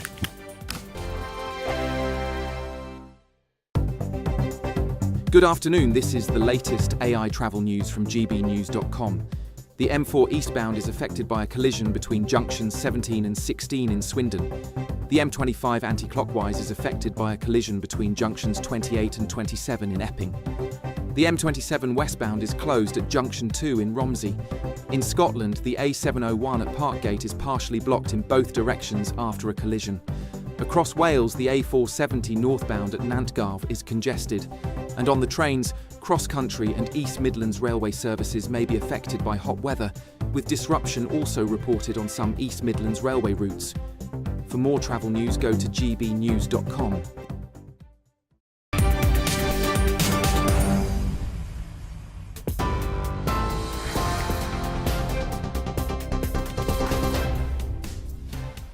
Good afternoon. The top stories from the GB newsroom. Serial sex attacker Simon Levy has been given a whole life prison term for murdering 2 women and raping a third. The 40-year-old killed Carmenza Valencia Trujillo and Cheryl Wilkins in sexually motivated attacks after a string of police prosecution and court failings left him free to offend. 50 police leaders are urging Andy Burnham to use every lawful option to stop PC Andrew Harper's killers being released early. In a letter to the Prime Minister, they say officers who run towards danger must be able to trust that the justice system will stand behind them.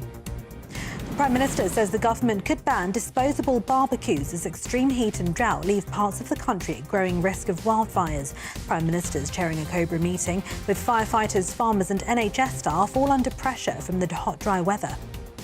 And the UK is set for its biggest solar eclipse since 1999 this evening, and the best view the country will get for decades. Across the UK, the moon will cover most of the sun, with the peak coming around 7 o'clock this evening.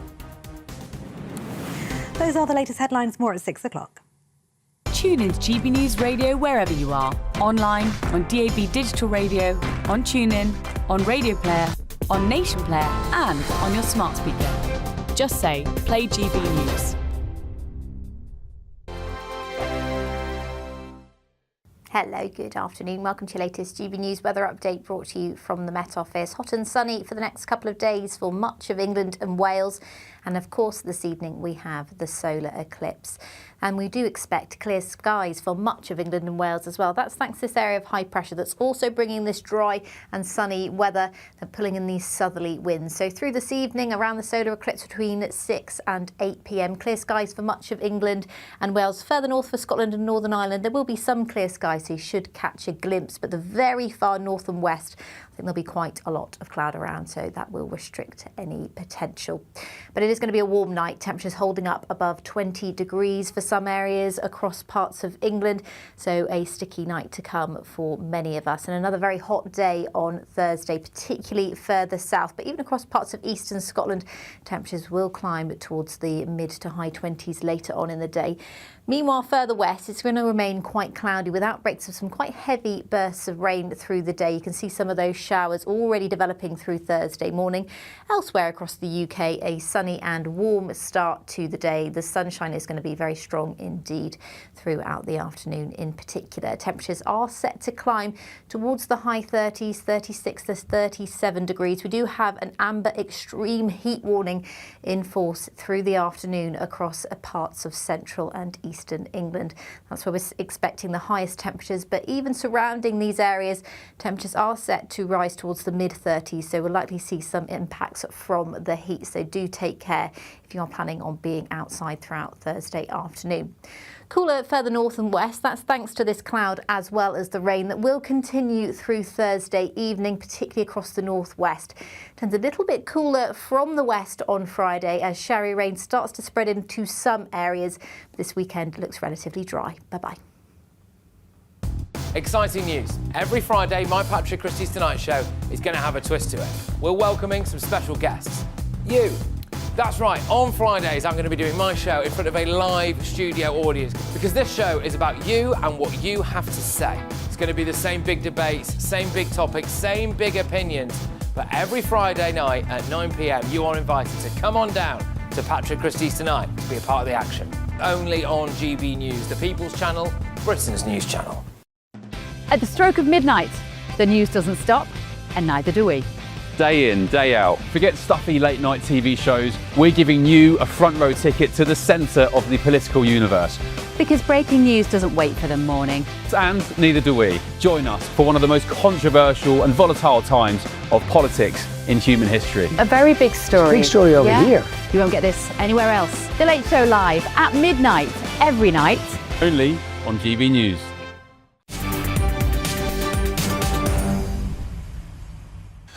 Welcome back. Time is 5:41. You're with me, Martin Daubney, here on GB News. Now, the serial sex attack of the monster Simon Levi will now die in prison after today he was sentenced to a whole-of-life prison term. Judge Mark Lucraft said Levi was someone who ruthlessly exploits others for your own personal sexual satisfaction. And Metropolitan Police Commissioner Sir Mark Rowley defended his force's handling of the case. The Met have done better. Yes, we could, and we've already apologised for our part in this. But this is about a whole system failing. The most concerning aspect for me is the fact that he had been caught, he had been charged with offences. He was repeatedly by the police put before the courts, seeking remanding in custody. The police were saying this guy's too dangerous to be on the streets, and between CPS and the courts, they kept bailing him. So it's not acceptable for a struggling criminal justice system to put increasing amount of risks on the street and then say to the police, we're going to give you a bigger and bigger list of dangerous people to monitor, and then just to focus all the criticism on us if we don't do it as well as we could have done.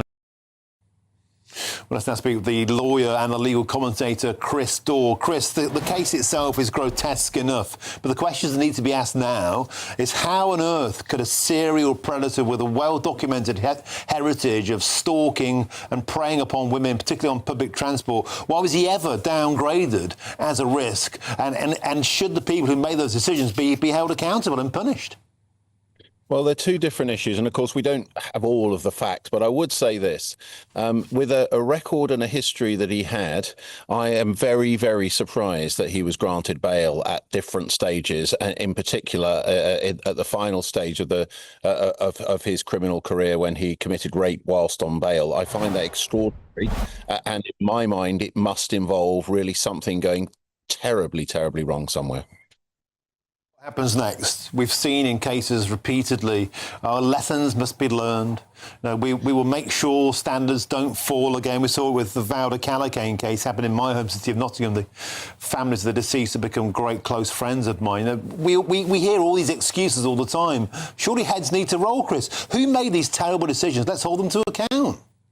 Well, this is you make a really good point, and one of the things that I've kind of specialised in over the last few years is actually I've been approached by the victims of serious crime who can't get their attackers arrested for rape or sexual assault or a range of other serious crimes because the police don't have sufficient resources to put into it, or because their attackers have been released on bail and they've not been told why or how that even happened. I had one client whose attacker was eventually given a 14-year sentence for sexual offences against her, and he was bailed 3 or 4 times and disappeared from police radar for almost 4 months whilst on bail for the attacks against her, which were committed on video, and still he walked the streets. So you tell me how that's possible. Chris, what an eye-opening story. Thank you very much for yours. We have to leave you there. Lawyer and legal commentator Chris Daw, thank you very much. Back to Westminster, Jeff Hoon. You're a qualified lawyer. You've seen your fair share of action in legal cases. You're a former Labour Party minister. Surely somebody's got to be held to account for this terrible decision. Well, certainly I think it's right that there should be a thorough investigation as to why this appalling man was allowed out to commit these terrible offences.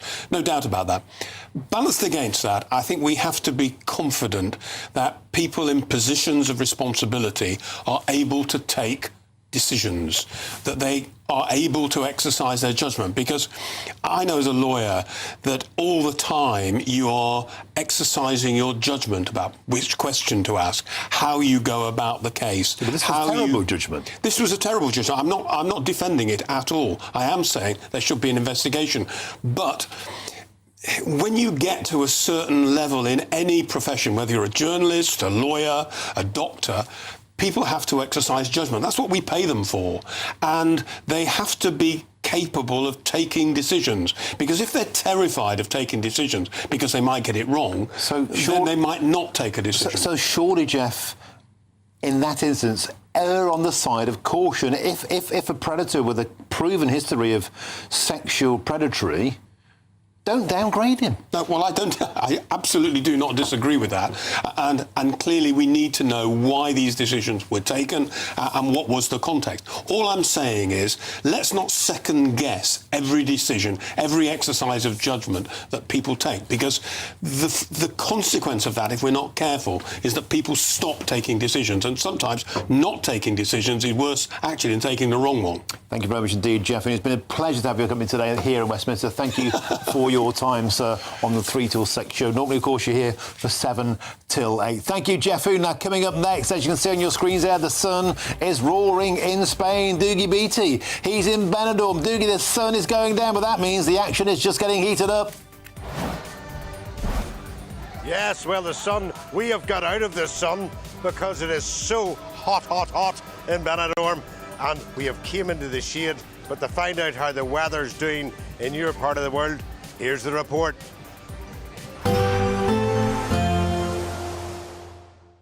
Dinner under the stars tonight? That reminds me of our travel insurance. You mean All Clear Skies? All Clear Travel Insurance sponsors GB News travel destinations forecast.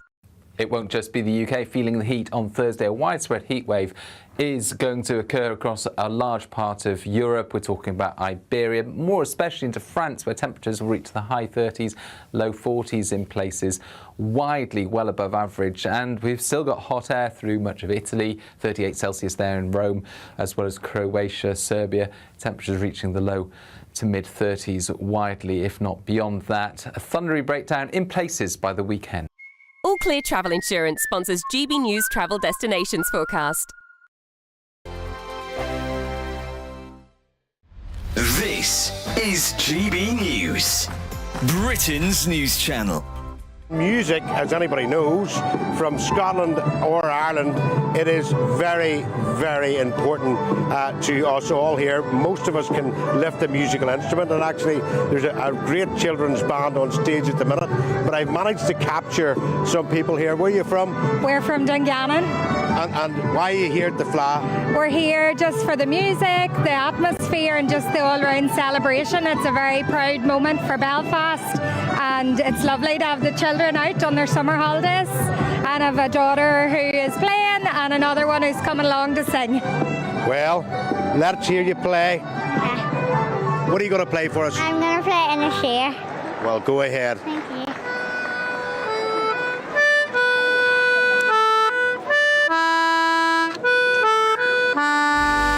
The People's Channel, Dubes & Co. Weekdays from 6 p.m. People that have lived in London have chosen to move out because they don't feel... It's not about feeling safe as much. It's about feeling that they don't recognise London as the capital city of England anymore.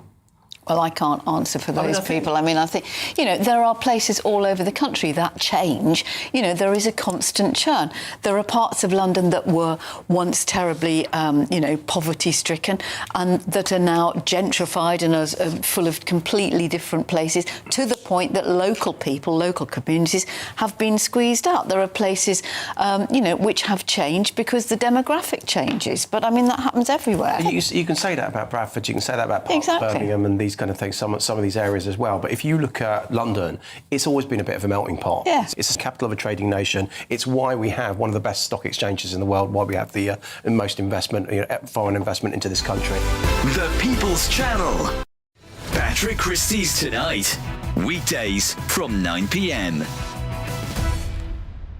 Michelle, how do you feel when you look back at that 5 years there, from where we first started in and out of those lockdowns? Well, I've got to say, right, first things first. I've worked on live TV for half a decade and I still forget to talk into a microphone. Easily done. What can I say? Well, you look back on some of that and you actually forget some of the absolute ridiculousness that has gone on in the last 5 years. And I think you summed it up well. When you go back to that period of the lockdown, the ridiculous control, the enforced vaccine mandates, you could feel like you was just going mad in your own little world. And to me, GB News, we really, really came into our own. GB News, the People's Channel.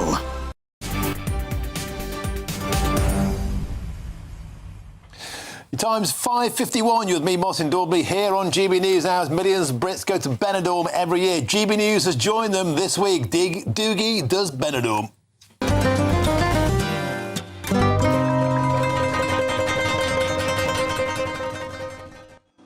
Yes, it's our sizzling senor. It's a big hit with the senoritas. Doogie Beat. The sun is setting there in Benidorm. The temperature's rising. Well, it has got so warm here. I mean, we have came into the bars and clubs to try and find Brits because, of course, they have come in here to, well, get out of the sun as opposed to the rain. And we found three are yous forever young? Always forever young. And where are you from? Newcastle. And Martin, they're just sitting here watching the match, and they're not. We're getting beat 2-0. 2-0. That's not good news for Newcastle. Definitely forever young, because we've been coming here for 40 years, and it's never changed, and we will always be forever young. 40 years in Benidorm. 40 years. 1986 the first time, and we're still here, and we're going strong. And what is it about Benidorm that you love? It's just how normal it is. It's just there's a lot of prejudice. There's people who are shy Benidorm lovers who don't like Benidorm on social media, but they come every year. But we're not one of them people. We love coming, and we are proud Benidormers. Yay! You can just tell she'd have been a real rocket in her day, wouldn't she? At 18 in Benidorm. And what do you see in Benidorm that reminds you of home? What do you mean? I mean, there's always something about when you go on holidays, people like to let their hair down and so forth. Do you know, in Benidorm, you can do anything, anytime, anywhere, any place. There's something for anybody. You know, kids, our age, and we're not young anymore, old age pensioners, families. But you know what it is? It just envelopes you with the warmth of it. You know, you've got to feel it. If you get the vibe, you get the vibe. Vibes in Benidorm. Do you know where you can get penicillin and stuff for that? Enjoy your holidays. Thank you very much indeed. Thank you for joining us and letting us interrupt your holiday. They're tucked into the bar quite well. They came here yesterday. Move out of this loud music back outside again, Martin, because this, of course, is actually party central here. At about 9 o'clock tonight, this will totally change into the Strip, and it's where we sort of hunt at nights to find out most of those Brits that are having a really good time, and we'll talk to you later on about that. All right, Doogie Beatty, we've got to leave it there. I don't think you're so much pulled there, mate. You're about to be kidnapped. Doogie Beatty, yeah, man, in Benidorm. Now the solar eclipse now 1 hour and 18 minutes away. Full coverage throughout.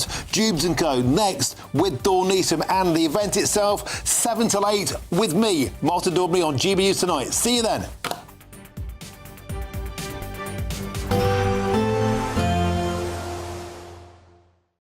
Today, clouds overhead, total zen within. Boxed Solar sponsors the weather on GB News. Hello, good afternoon. Welcome to your latest GB News weather update, brought to you from the Met Office. Hot and sunny for the next couple of days for much of England and Wales. And of course, this evening we have the solar eclipse. And we do expect clear skies for much of England and Wales as well. That's thanks to this area of high pressure that's also bringing this dry and sunny weather and pulling in these southerly winds. So through this evening, around the solar eclipse between 6 and 8 p.m, clear skies for much of England and Wales. Further north for Scotland and Northern Ireland, there will be some clear skies, so you should catch a glimpse. But the very far north and west, I think there'll be quite a lot of cloud around, so that will restrict any potential. But it is going to be a warm night. Temperatures holding up above 20 degrees for some areas across parts of England, so a sticky night to come for many of us, and another very hot day on Thursday, particularly further south, but even across parts of eastern Scotland, temperatures will climb towards the mid to high 20s later on in the day. Meanwhile, further west, it's going to remain quite cloudy with outbreaks of some quite heavy bursts of rain through the day. You can see some of those showers already developing through Thursday morning. Elsewhere across the UK, a sunny and warm start to the day. The sunshine is going to be very strong indeed throughout the afternoon in particular. Temperatures are set to climb towards the high 30s, 36 to 37 degrees. We do have an amber extreme heat warning in force through the afternoon across parts of central and eastern England. That's where we're expecting the highest temperatures, but even surrounding these areas, temperatures are set to rise towards the mid-30s, so we'll likely see some impacts from the heat, so do take care if you are planning on being outside throughout Thursday afternoon. Cooler further north and west, that's thanks to this cloud as well as the rain that will continue through Thursday evening, particularly across the northwest. Turns a little bit cooler from the west on Friday as showery rain starts to spread into some areas. This weekend looks relatively dry. Bye-bye. Today, clouds overhead, total zen within. Boxed Solar sponsors the weather on GB News. Thank you, Britain, for the thousands of you who are becoming friends of GB News every week. You're not only watching and listening to our programmes, you're becoming part of them too.